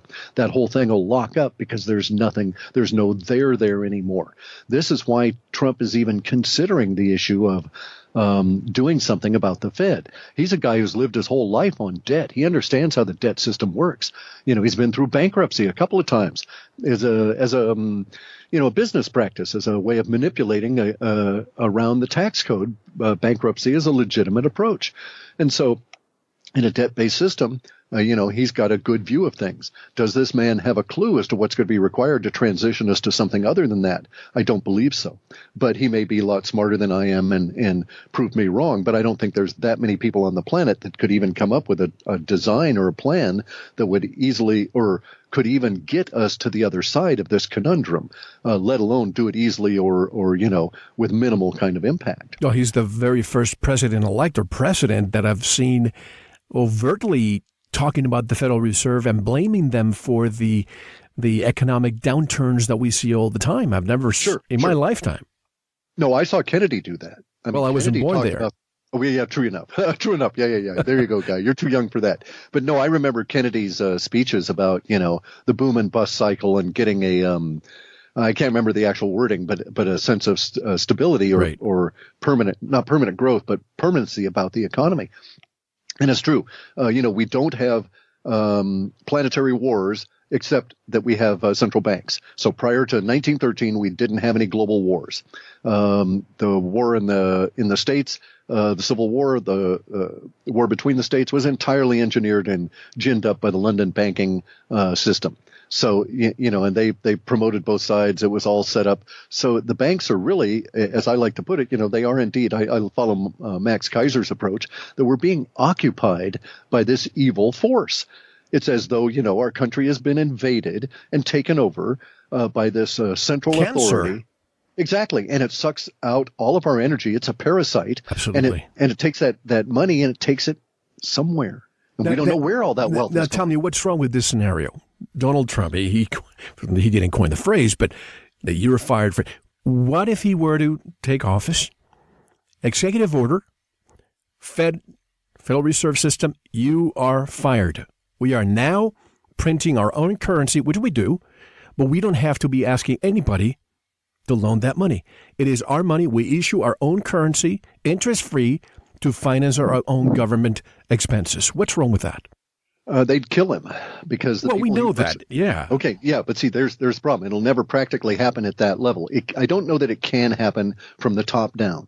If you were going to have that, you need a personality like Trump where, he's going to be bombastic and fire people. Right. But here's the problem. You can't just fire the Federal Reserve. Then you'd have the situation they have in India where they made all the paper notes illegal. And then what the hell does the country do? Well, convert them. Okay, right, but we don't have that capacity to do it, just like they don't have that capacity in India. Right now, if they were to try and convert, as this guy's plan suggested, the amount of money that they think is in circulation, at the rate that they're doing it, it'll take them over 150 years. 150 years to convert. France, I lived through the French conversion, a 1-for-5 swap on francs, in an orderly Western society that was prepared for the swap a year ahead of time. They had it leaked out. The whole thing was, they even had comic books as to how the whole thing would go. And it was 2 months of absolute chaos, deaths, murders, corruption uncovered, all kinds of stuff as a result of that. You don't screw around with money in a casual fashion, because that is the visible form of energy tracking between humans, and it's a history, it's a memory of our energy tracking between humans. And so you can't just arbitrarily, as this guy in India has done, make money valuable or no value without facing instant consequences. And so here is this guy, Modi in India, that was faced, his goal was to remove the Indian propensity to put rupees into gold. They know paper money isn't worth anything, so they buy gold with it. And then they wear the gold around them, or give it to their women to wear around, because they know that the banks aren't trustworthy. These are smart individuals. He was trying to make them stupid. But he stopped before he went to the next step, which was to make gold buying illegal, because he would not have survived. What's the phrase, what's it look like when 1.3 billion people stomp on your face? Well, you try and take gold away from the Hindus. It's like, saying, okay, well, let's take, anything, take food away from Roosevelt did just that, didn't he? Well, hey, wait a second. He did that to us, under certain circumstances that could not be repeated today. You could not have a gold confiscation here in the United States today. Why? Because in the 30s, they knew where the gold was, because gold could do two things it cannot do today. It could be used to legally back any debt at a bank. So you could use gold as collateral on a debt, and you could insure it. You can't do either of those here in the United States. They took that away in the 60s, planning to let us have access to the stuff in the 70s. Now, the fiat currencies are going to go through some real problems, according to our data sets, as they degrade even further around the 2 cents that are left in the purchasing power of the U.S. dollar.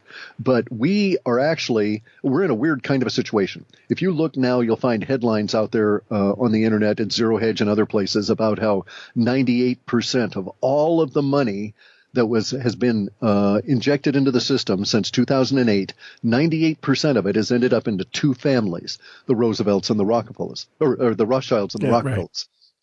Right. Okay, so I'm more powerful. I can tell you right now, I am more powerful than that decrepit old piece of shit that heads the Rothschild clan and all of his individuals. And he's actually going to be quaking in his boots here. By the way, Rockefeller may be a piece of, what?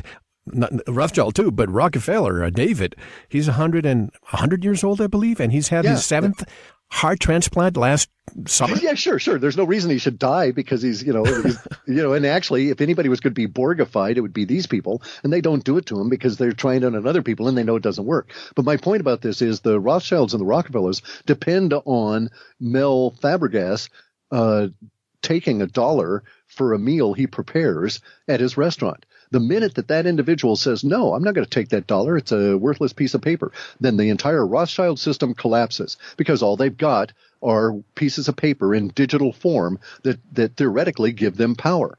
Just like I maintained that the minute that the money went away, the minute that there's any value removed from that money, then all of the infrastructure of the New World Order is ephemeral. It just disappears, because the military won't shoot for you if you don't pay them in something that they can actually negotiate with their neighbors to get something for. And so you're not going to get people to kill for you if you can't pay them in legitimate money. But in fact, they'll come and kill you because you didn't pay them in legitimate money. But consider this scenario for a moment. President Obama did a lot of things that many people would consider illegal by executive order.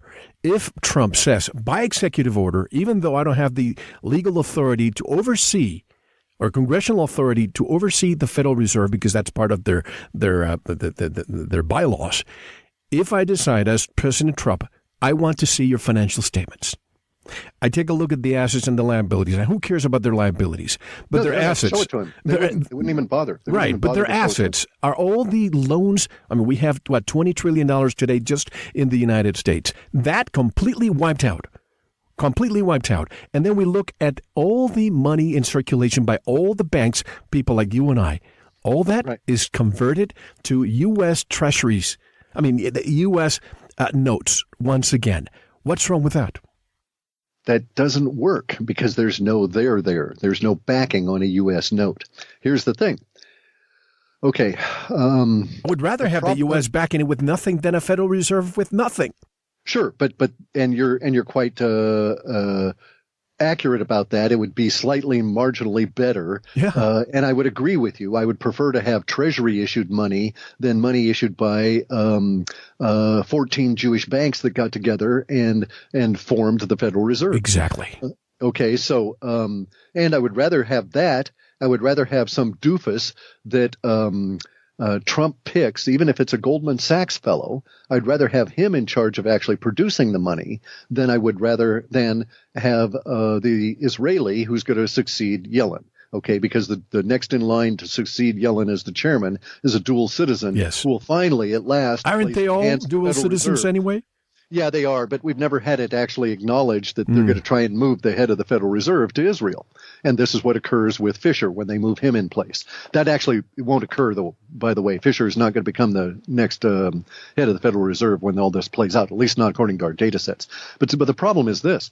The minute that happens, you have this confidence crack, and you can't transfer confidence. Okay, confidence is not something that you can pick up at a government level and say, okay, you used to believe that this piece of green paper that had a 5 on it would buy you a latte.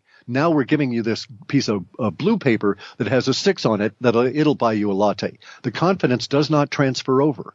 It takes generations to develop that. So, as they discovered in France, the only reason France was able to do the 1-for-5 swap was because it was basically isolated by the other countries around it that didn't deal with it. They could not have done that kind of thing across the European Union, for instance. You couldn't do a 1-for-5 swap in Europe because the population wouldn't allow it. They're probably not even going to be able to do away with the 500 euro note. Their whole economy is just going to grind to a halt. That's the other aspect of this that people don't understand, and that is the velocity of money. If Trump were to decide that the Federal Reserve is kicked out, they're fired, they're gone, you're a bunch of lying whores and you're out of here, you've been stealing from us for years, and you're murderous bastards and you're gone. Okay, so they do that.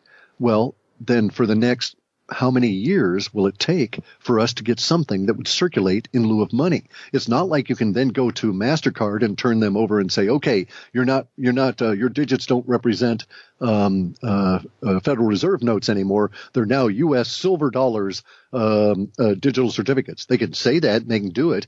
But I can tell you that right now that it would take Visa, MasterCard, all of these kind of guys months to accomplish anything meaningful in a way of a software change that would allow them to do anything other than acknowledge it and calculate it and hassle with it as though it were a dollar.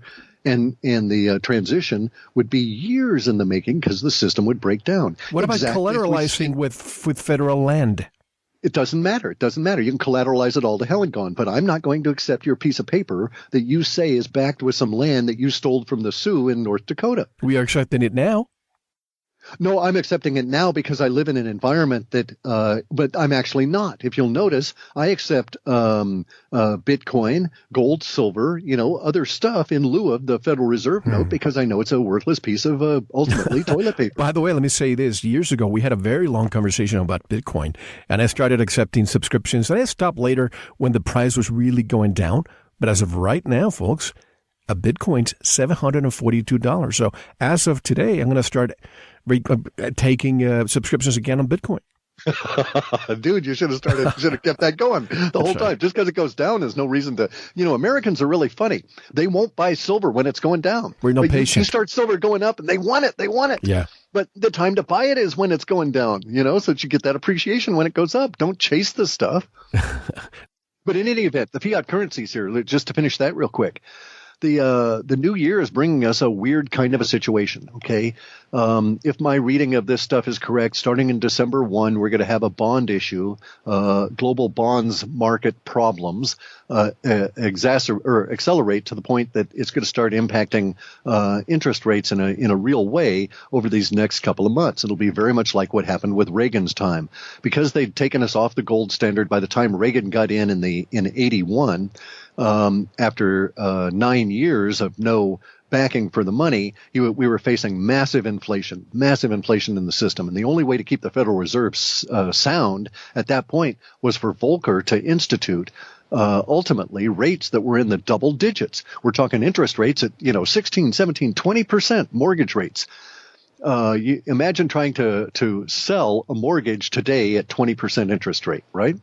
And so this is what we're going to be facing, is that level of commitment is required to preserve the last 2 cents of purchasing power in the dollar. Reagan's people, Volcker, the head of the Federal Reserve in the 80s, was committed to saving the last 11 cents of purchasing power that existed in the dollar at the time that he came in.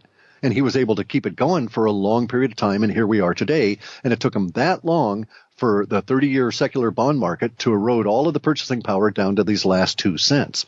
So if we had a Volcker kind of a guy that would come out and raise interest rates, think of how high we'd have to raise the interest rates to preserve these last 2 cents of purchasing power. The reason that it would have to be higher than the 20% that Volcker used is because of this law of exponential.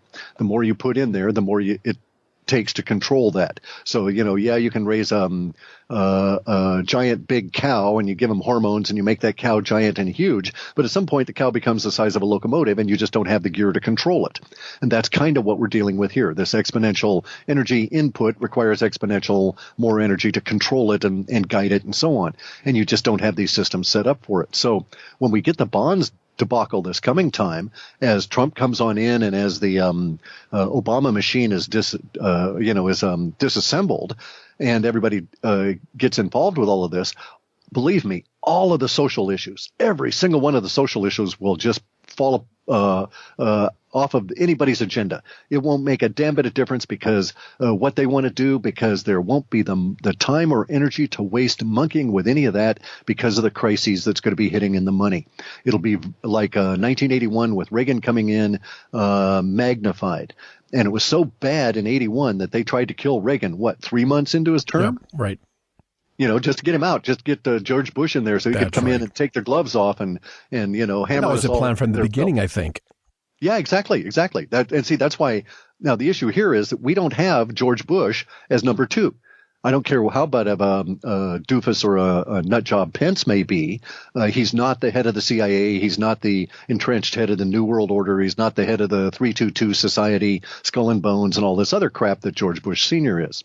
So we don't have that same kind of a setup. We don't have a rhyme for 81. What we do have are those problems that were created in 81 have never been resolved, and we have to deal with them now. And they basically all go back to the energy crisis, because in the 70s, when Nixon took us off of the gold standard, the reason he did it was because oil was becoming too expensive, was taking too much of our gold, because he had established the petrodollar with the Saudis. We would buy their oil. Everybody was driving around like mad in these big old cars, cruising through the previous few decades, and we were buying oil, but we had to give them actual gold in order to get their oil. It was slowing down the economy.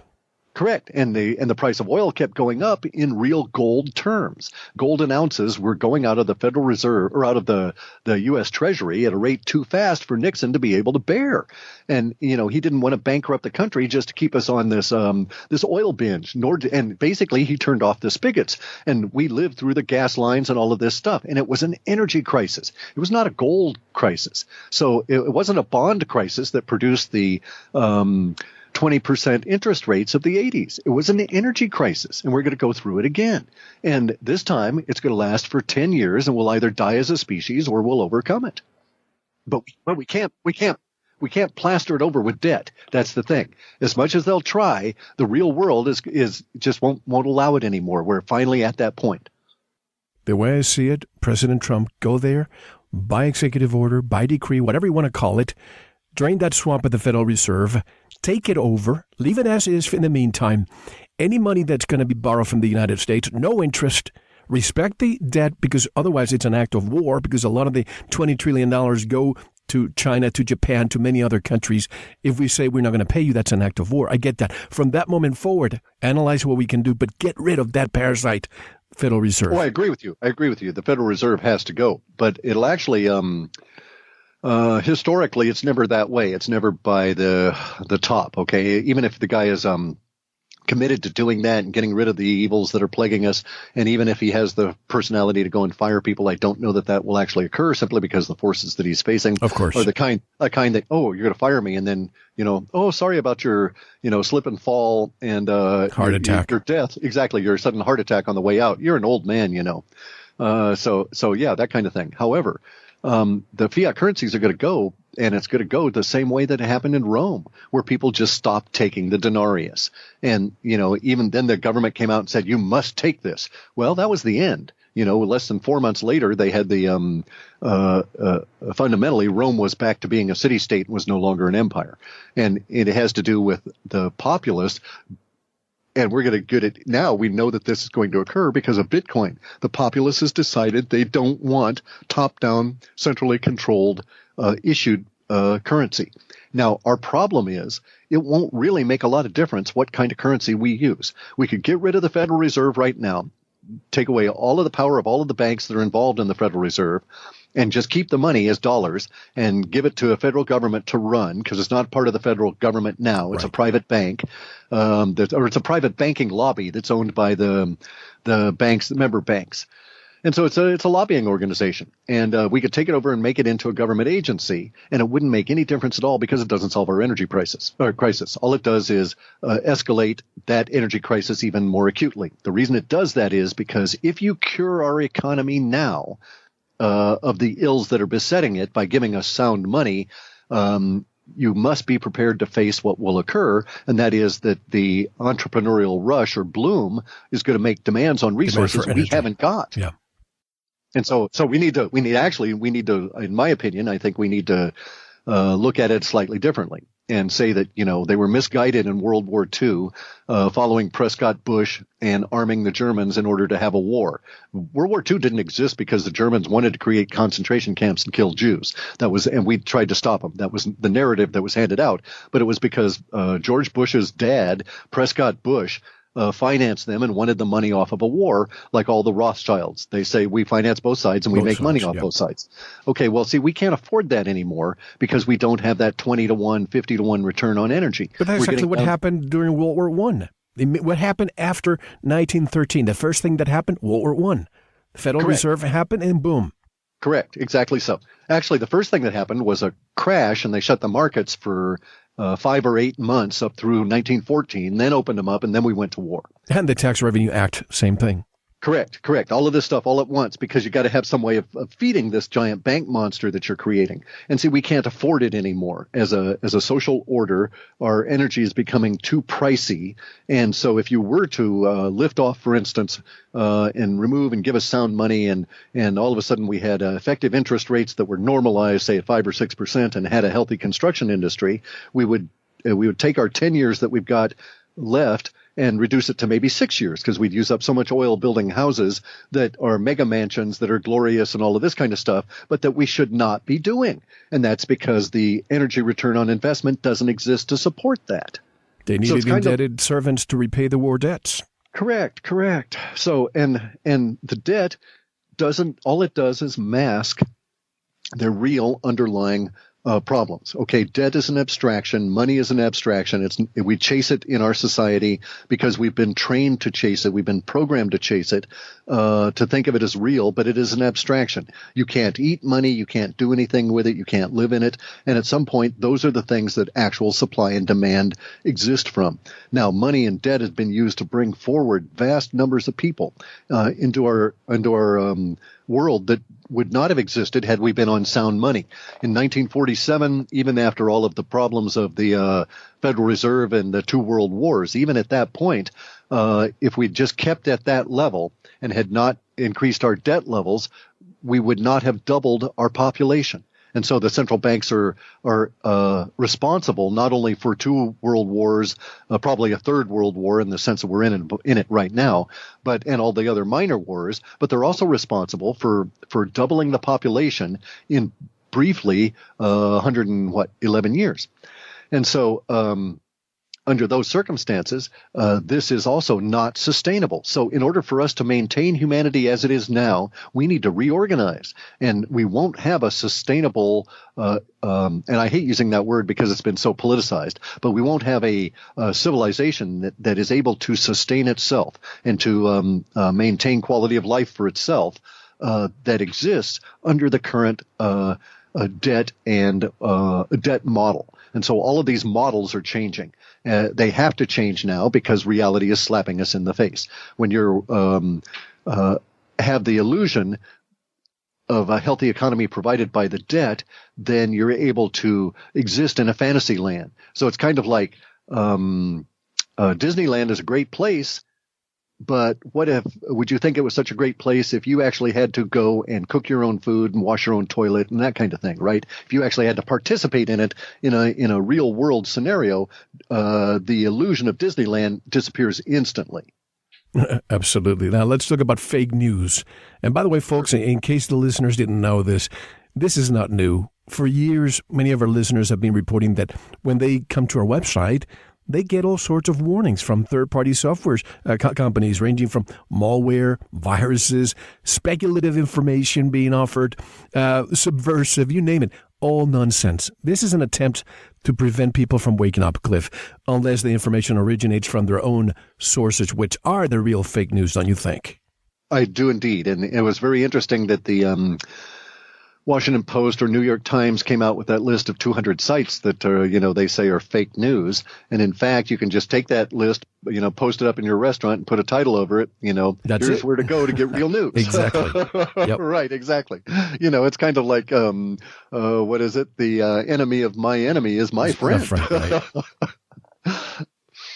But yeah, the fake news thing. I mean, the mainstream media that we have now. In fact, in this latest report, we're starting to depreciate that term because in a few years it won't even be meaningful.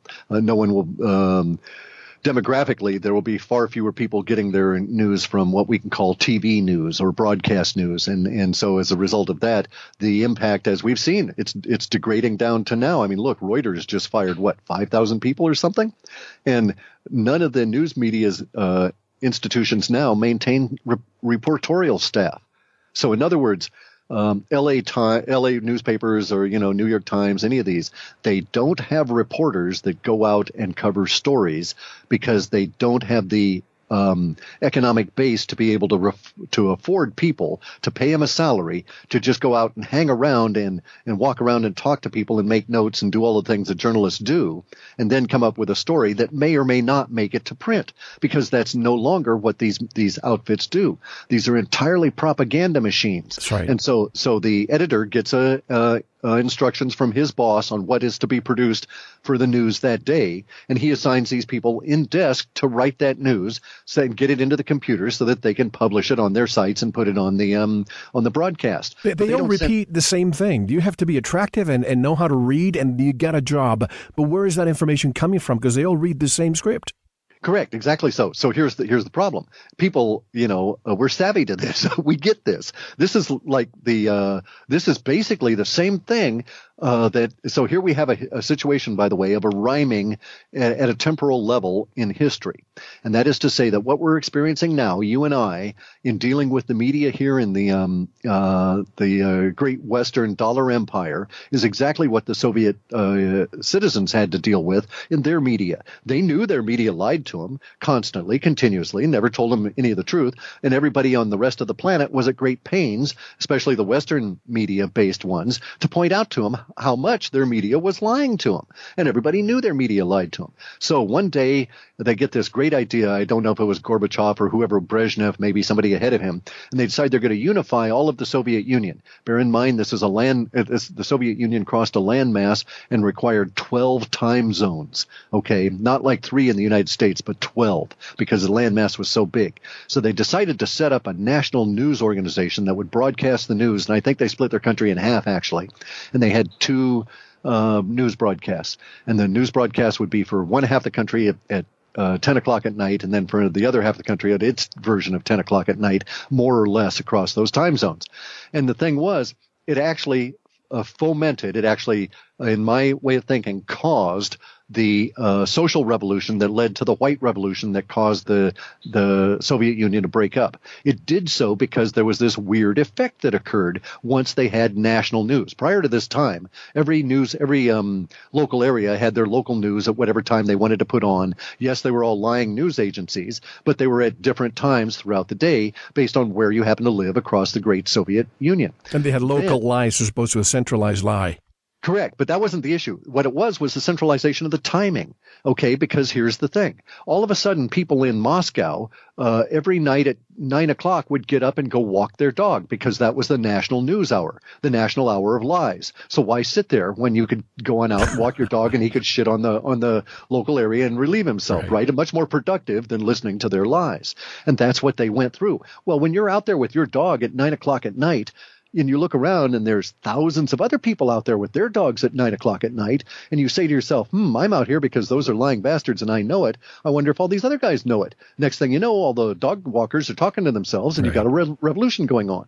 We're in that same situation where the media has betrayed themselves as lying bastards, and they centralized around a theme instead of centralizing a time zone. So it's the same kind of an effect, okay? Had the media been raucous, calling each other names, split evenly on the way the election was going to go, with half the media or more out there championing Trump and calling Clinton, prison bait and all of this kind of stuff, it would be an entirely different election, and it would have been an entirely different situation now. But if you've got 90% of the media standing up and saying, I swear allegiance, I will say only the words that I'm given in a proper way about this, and I will denigrate and use only negative language about Trump, then you have everybody saying, the enemy of my enemy, maybe Trump's my friend, because I know that those bastards are lying to me. I know that the stuff they're telling me about Clinton is untrue, because I don't listen to only them anymore. I've got other people that tell me stuff. I go out and look at it. And so once again, at a personal level, you would look and you'd say, maybe I'd better go and see what this Trump guy is all about, since these people are so dead against him. And I think that really accomplished a huge amount of what Trump needed to have accomplished, was the fact that there was this single face, the single wall of all these media people pointing their fingers at him and using only a very minor, small subset of denigrating language. It wasn't even like they were their own masters enough to come up with their own insults about him.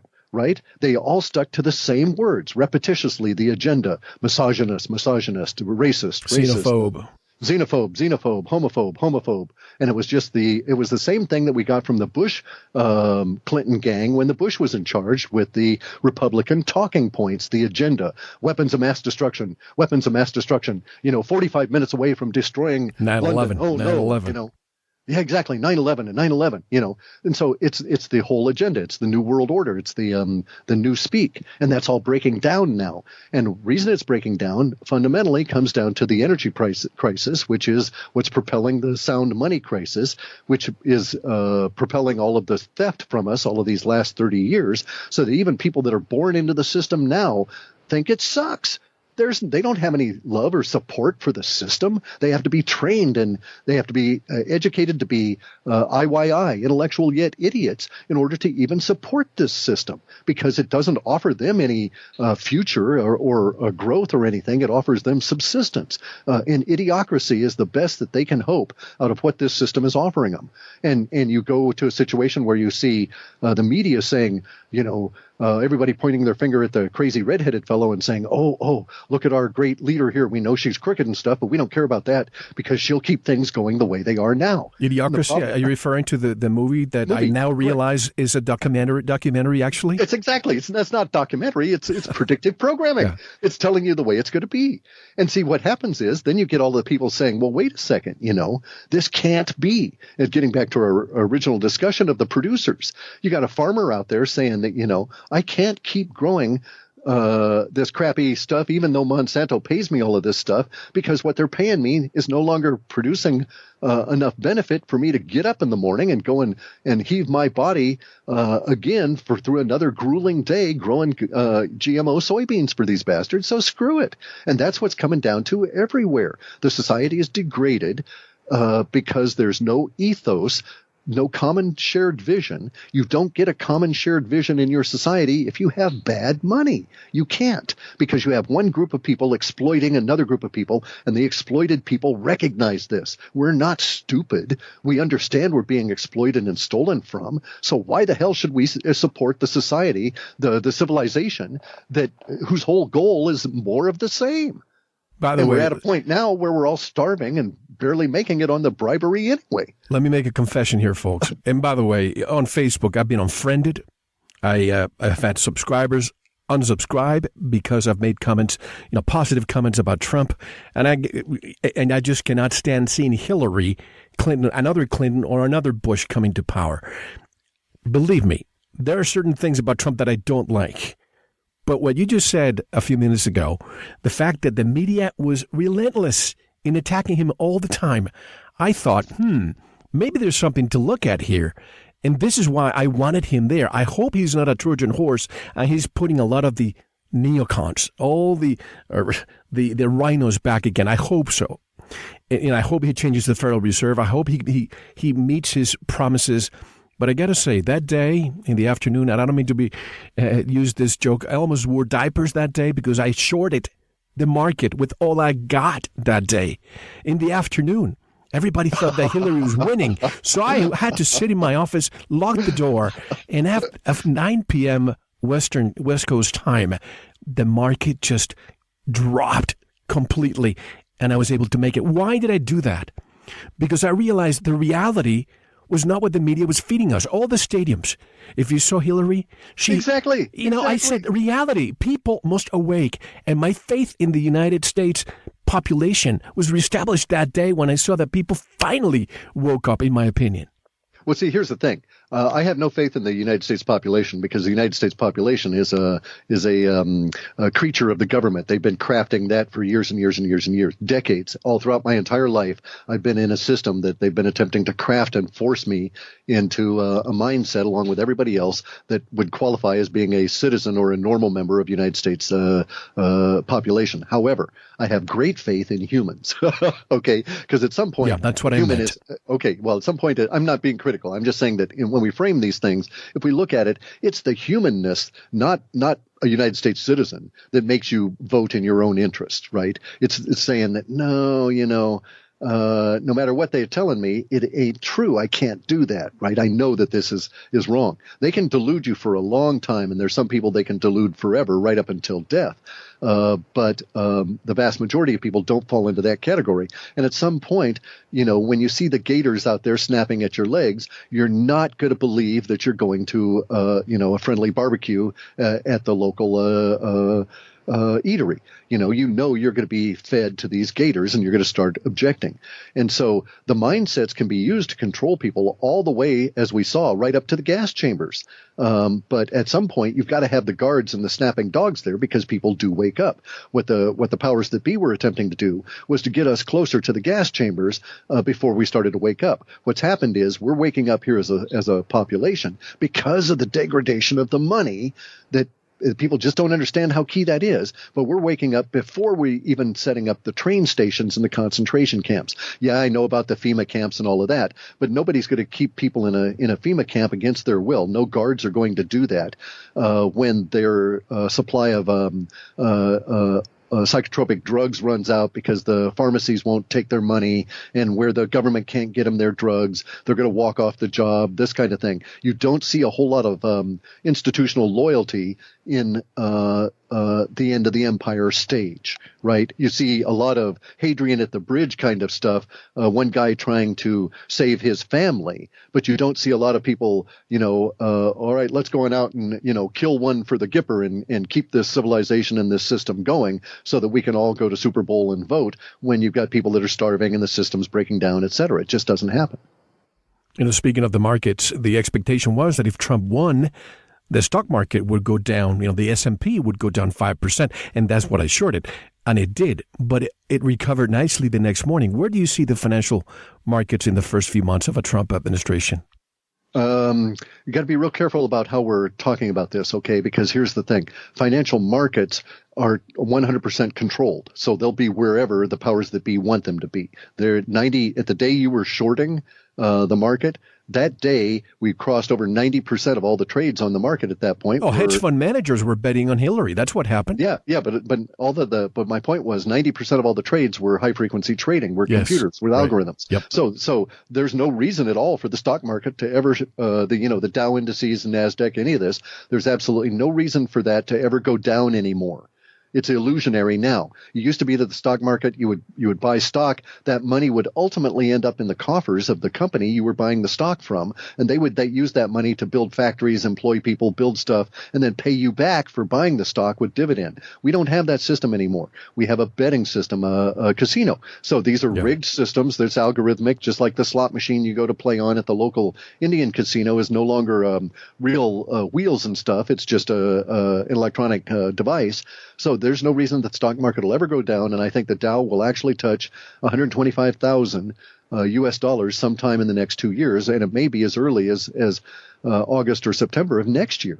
And it will have to do with the hyperinflation rushing back in to into our social order as we run into this situation. But as for the next 3 months, it's going to be a firecracker. When we get into January, up until March, actually, up through March, it's going to be a firecracker of events and responses to events and changes and freakouts over the changes and undoing the changes and then redoing them and then back again as we get into the chaotic temporal echo that goes back through Reagan and Volcker all the way back to Nixon, taking us off the gold standard. We're there now, and we're going to start dealing with it in 2017. We may be able to, get this problem and then shuffle it off a few more months, or maybe even 8 or 9 more months, but it is not going away very far.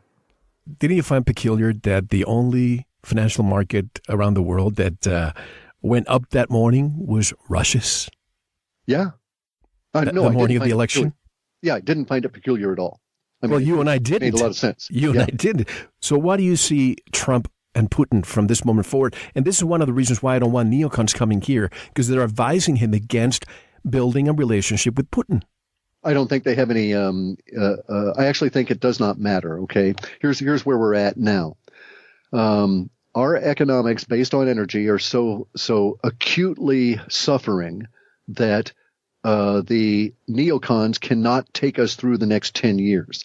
Their attempts to get us into wars would fail. The further they got us into a war, the more it would fail. So if we had just a few skirmishes, we would lose the skirmishes. If they got us into real bomb throwing, all of a sudden the United States would discover that we're not the only country in the world that can throw bombs at other people. We've never had that happen here. We don't win wars, by the way, okay? We didn't win the war against Saddam Hussein. We haven't won any war. We didn't win a war in Libya. Those are all proxy battles. We didn't win in Vietnam.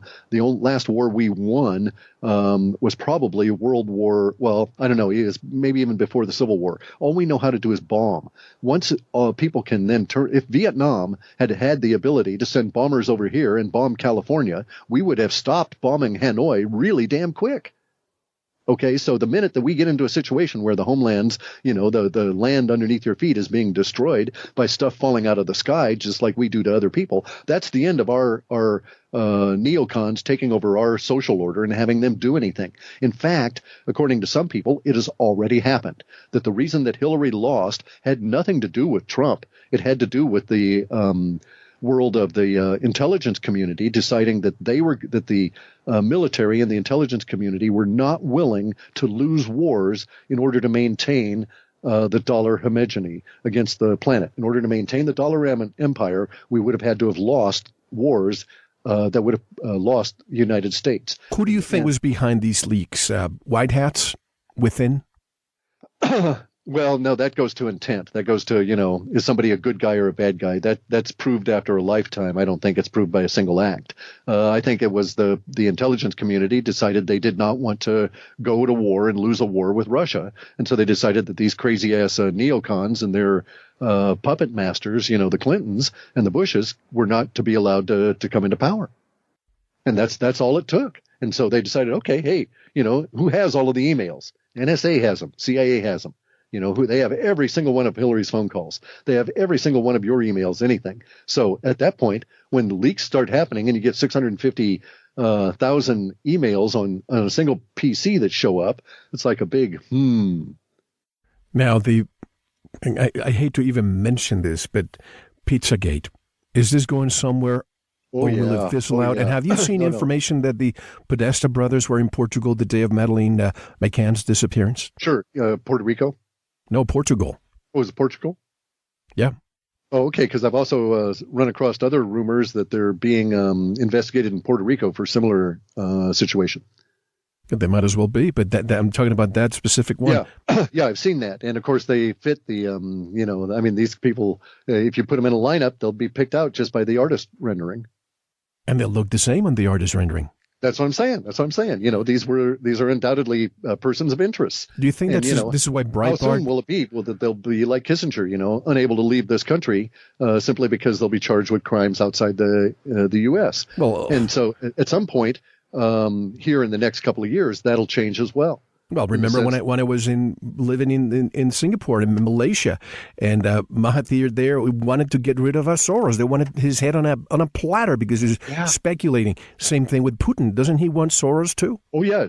Not dead or alive, but he wants Soros badly. He wants Soros to go to an area where some, savvy Russian policeman will just say, hands, please. Do as you wish. Now, Breitbart. I remember Breitbart, before he died, he said, I have some very important news, and then he died. And I saw a video recently where he's talking about Podesta before he died. Do you think he was talking about Pizzagate? Sure. I mean, no, this is the core of it. Here's the thing, Guy. It is a fact that if you go back into the 1950s, you can actually find it in 1952 or 1953. That was the beginning of the move towards this let's just call it this genital association business, okay? A culture based on your gender ID. It was at that time that we saw the first moves for the pedophilia societies that exist now were structuring in the early 50s. So this has been ongoing a long time. And of course, we know that pedophilia goes all the way back through the Freemasons, all the way back into the 1890s. Even the Greeks. Yeah, but here's a different situation, okay? Pedophilia is a deviancy. They've tried to make man-boy love and all of this kind of stuff acceptable here as a cultural issue, and so make it not sexual deviancy. But it hasn't taken. It crosses a line that people are unwilling to accept. The standard, or not the standard, but the greater heterosexual population doesn't really seem to have a problem with the minority homosexual population.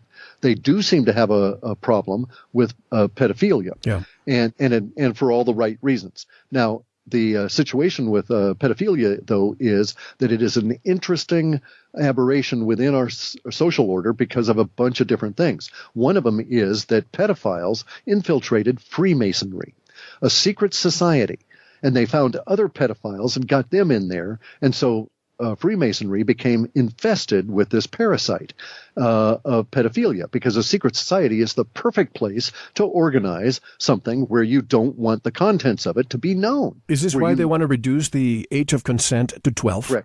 Correct. Exactly so.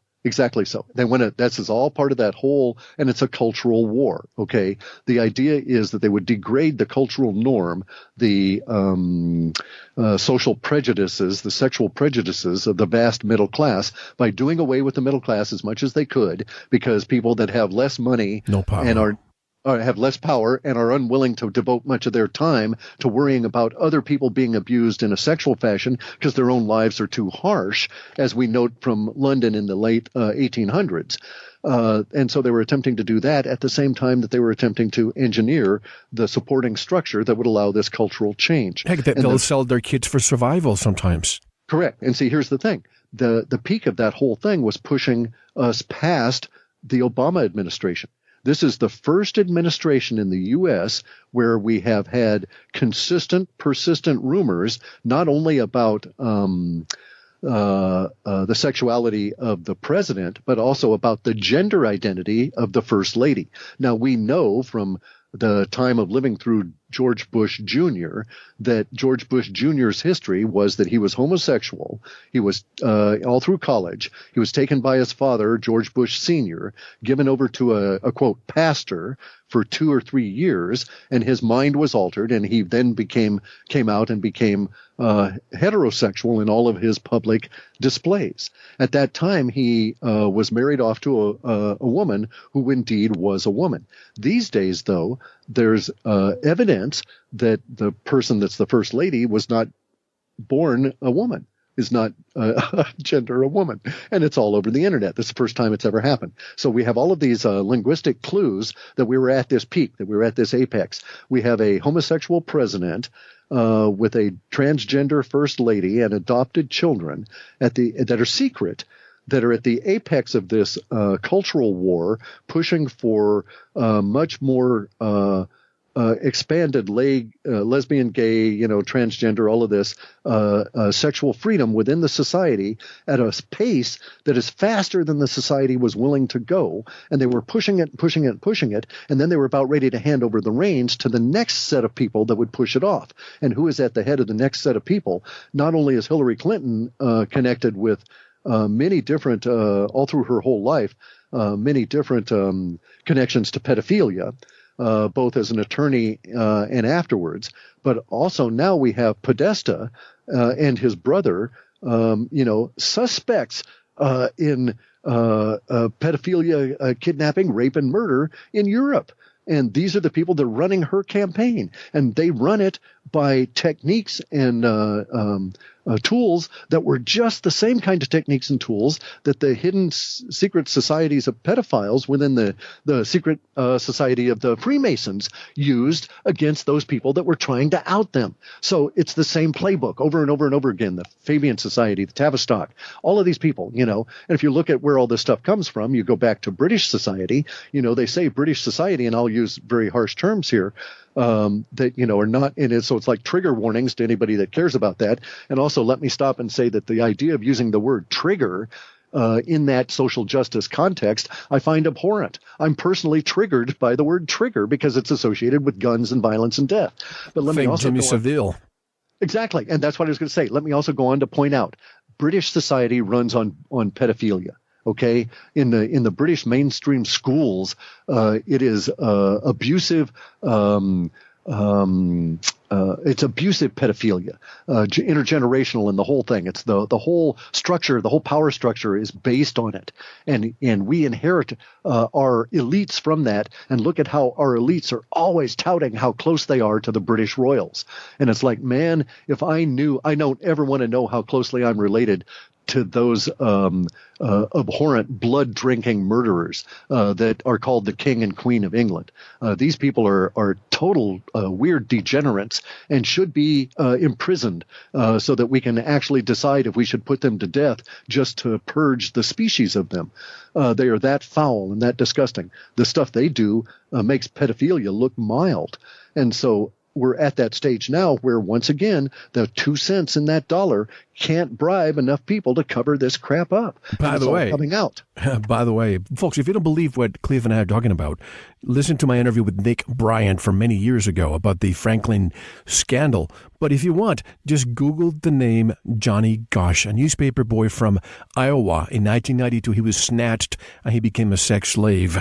And now you can Google the name Jeff Gannon, Gannon.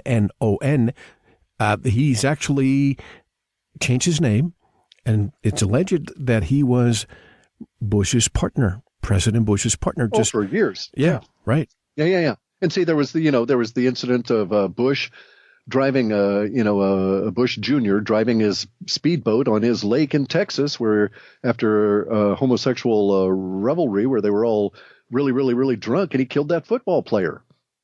The guy was standing up in the back of the boat, and they took his head off on that bridge, and all of that was covered up, and that was the end of the what would they call that? The something paddle, something as a play on words about their paddle sessions, like in paddling your boat around, but also in other ways. And so no, these guys are quite corrupt. There's always been a sexual difference between the ruling elites and the greater mass of society this has been inculcated in Western society for hundreds of years that, they're the upper crust. That's just how they behave, right? And we sort of all, in previous centuries, just sort of let it go. But now, once again, it's got to the point where it's all breaking down simply because we come down to can't afford it anymore. We don't have the energy to support it. We're not getting the return on the investment to support the 2 cents of purchasing power in the dollars that are used to bribe people to allow this whole system to continue. Now, we'll just have a couple of questions left. 6 million Americans are delinquent with auto loans and it's going to get worse. Also, the student loan bubble. Unless the federal government stays out of this, of guaranteeing it, I think this bubble will burst and more students will be saddled with debt before they can even buy a house, let alone get a job. What's your take on this? The federal government already does guarantee student loans. Well, that's what I'm saying. They need to get out of guaranteeing it. Yeah, they can't. They can't. Why? Because here's the thing. It is now the student loans are the largest single category of, quote, asset backing those 2 cents of purchasing power of the U.S. dollar.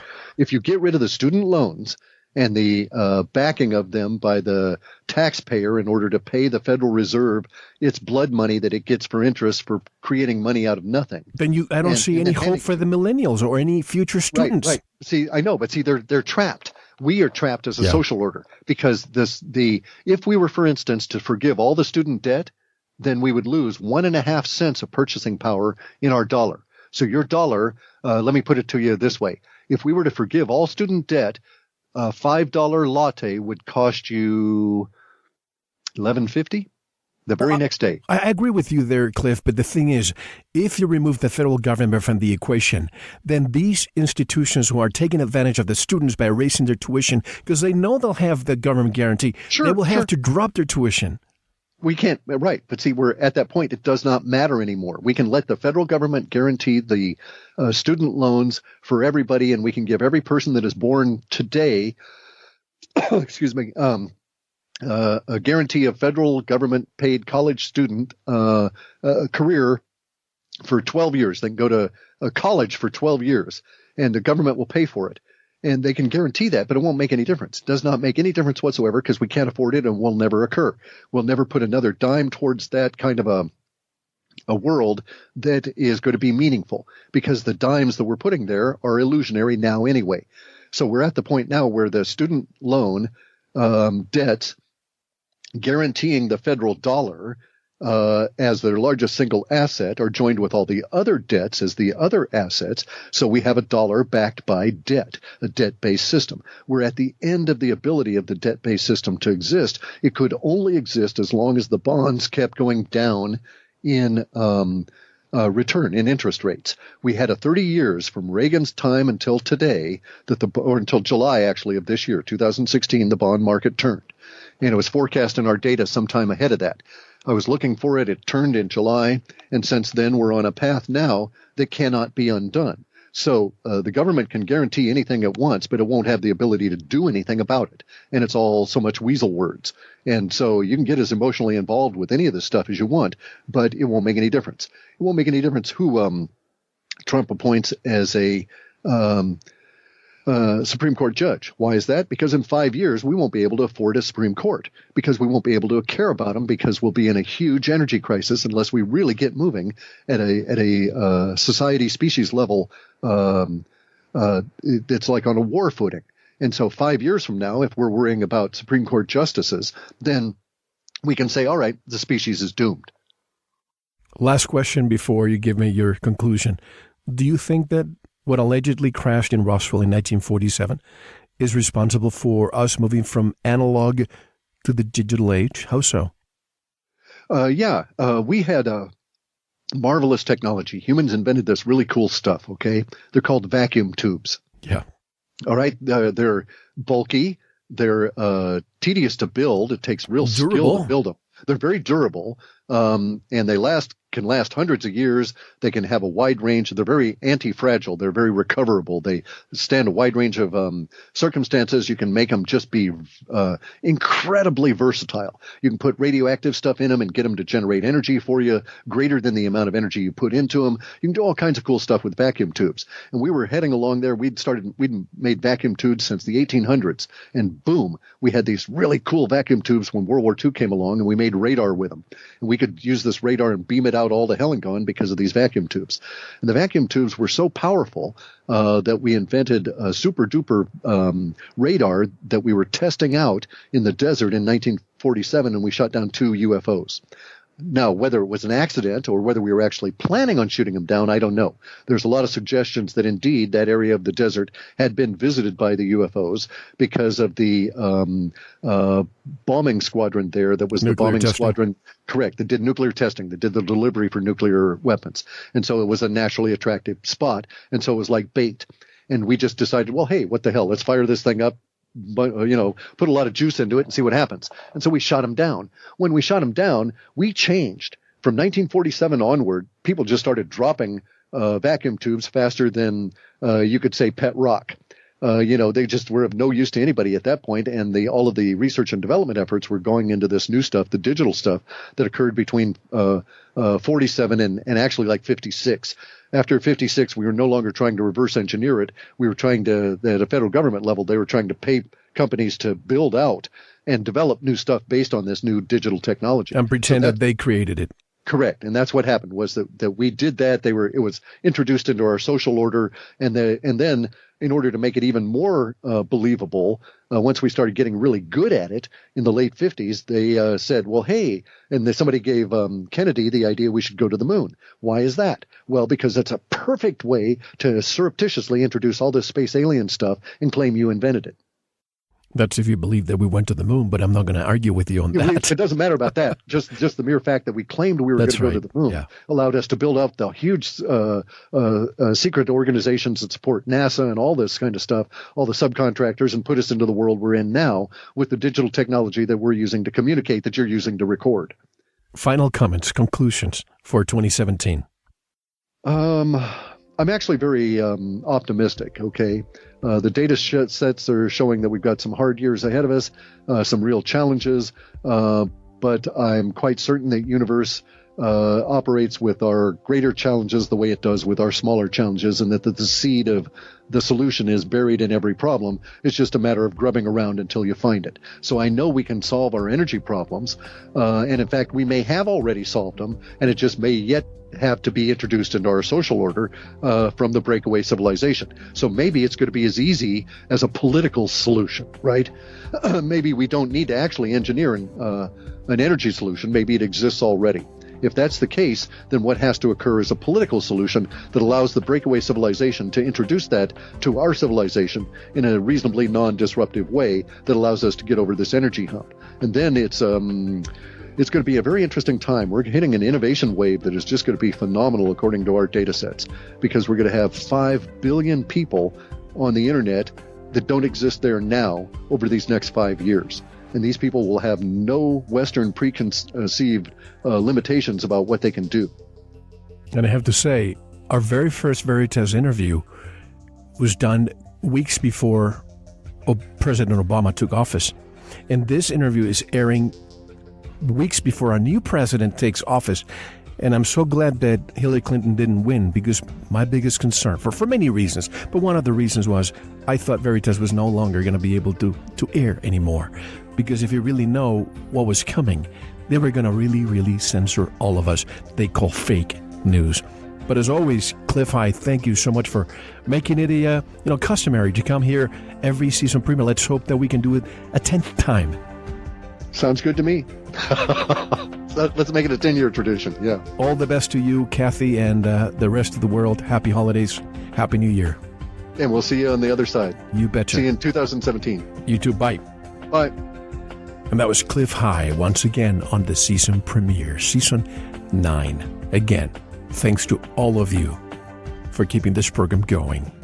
No words can measure my appreciation. And tonight I'll leave you with this. Respect yourself enough to walk away from anything that no longer serves you, grows you, or makes you happy. That's it for tonight. Thanks for listening. I'm Mel Fabregas. Until next week, be well.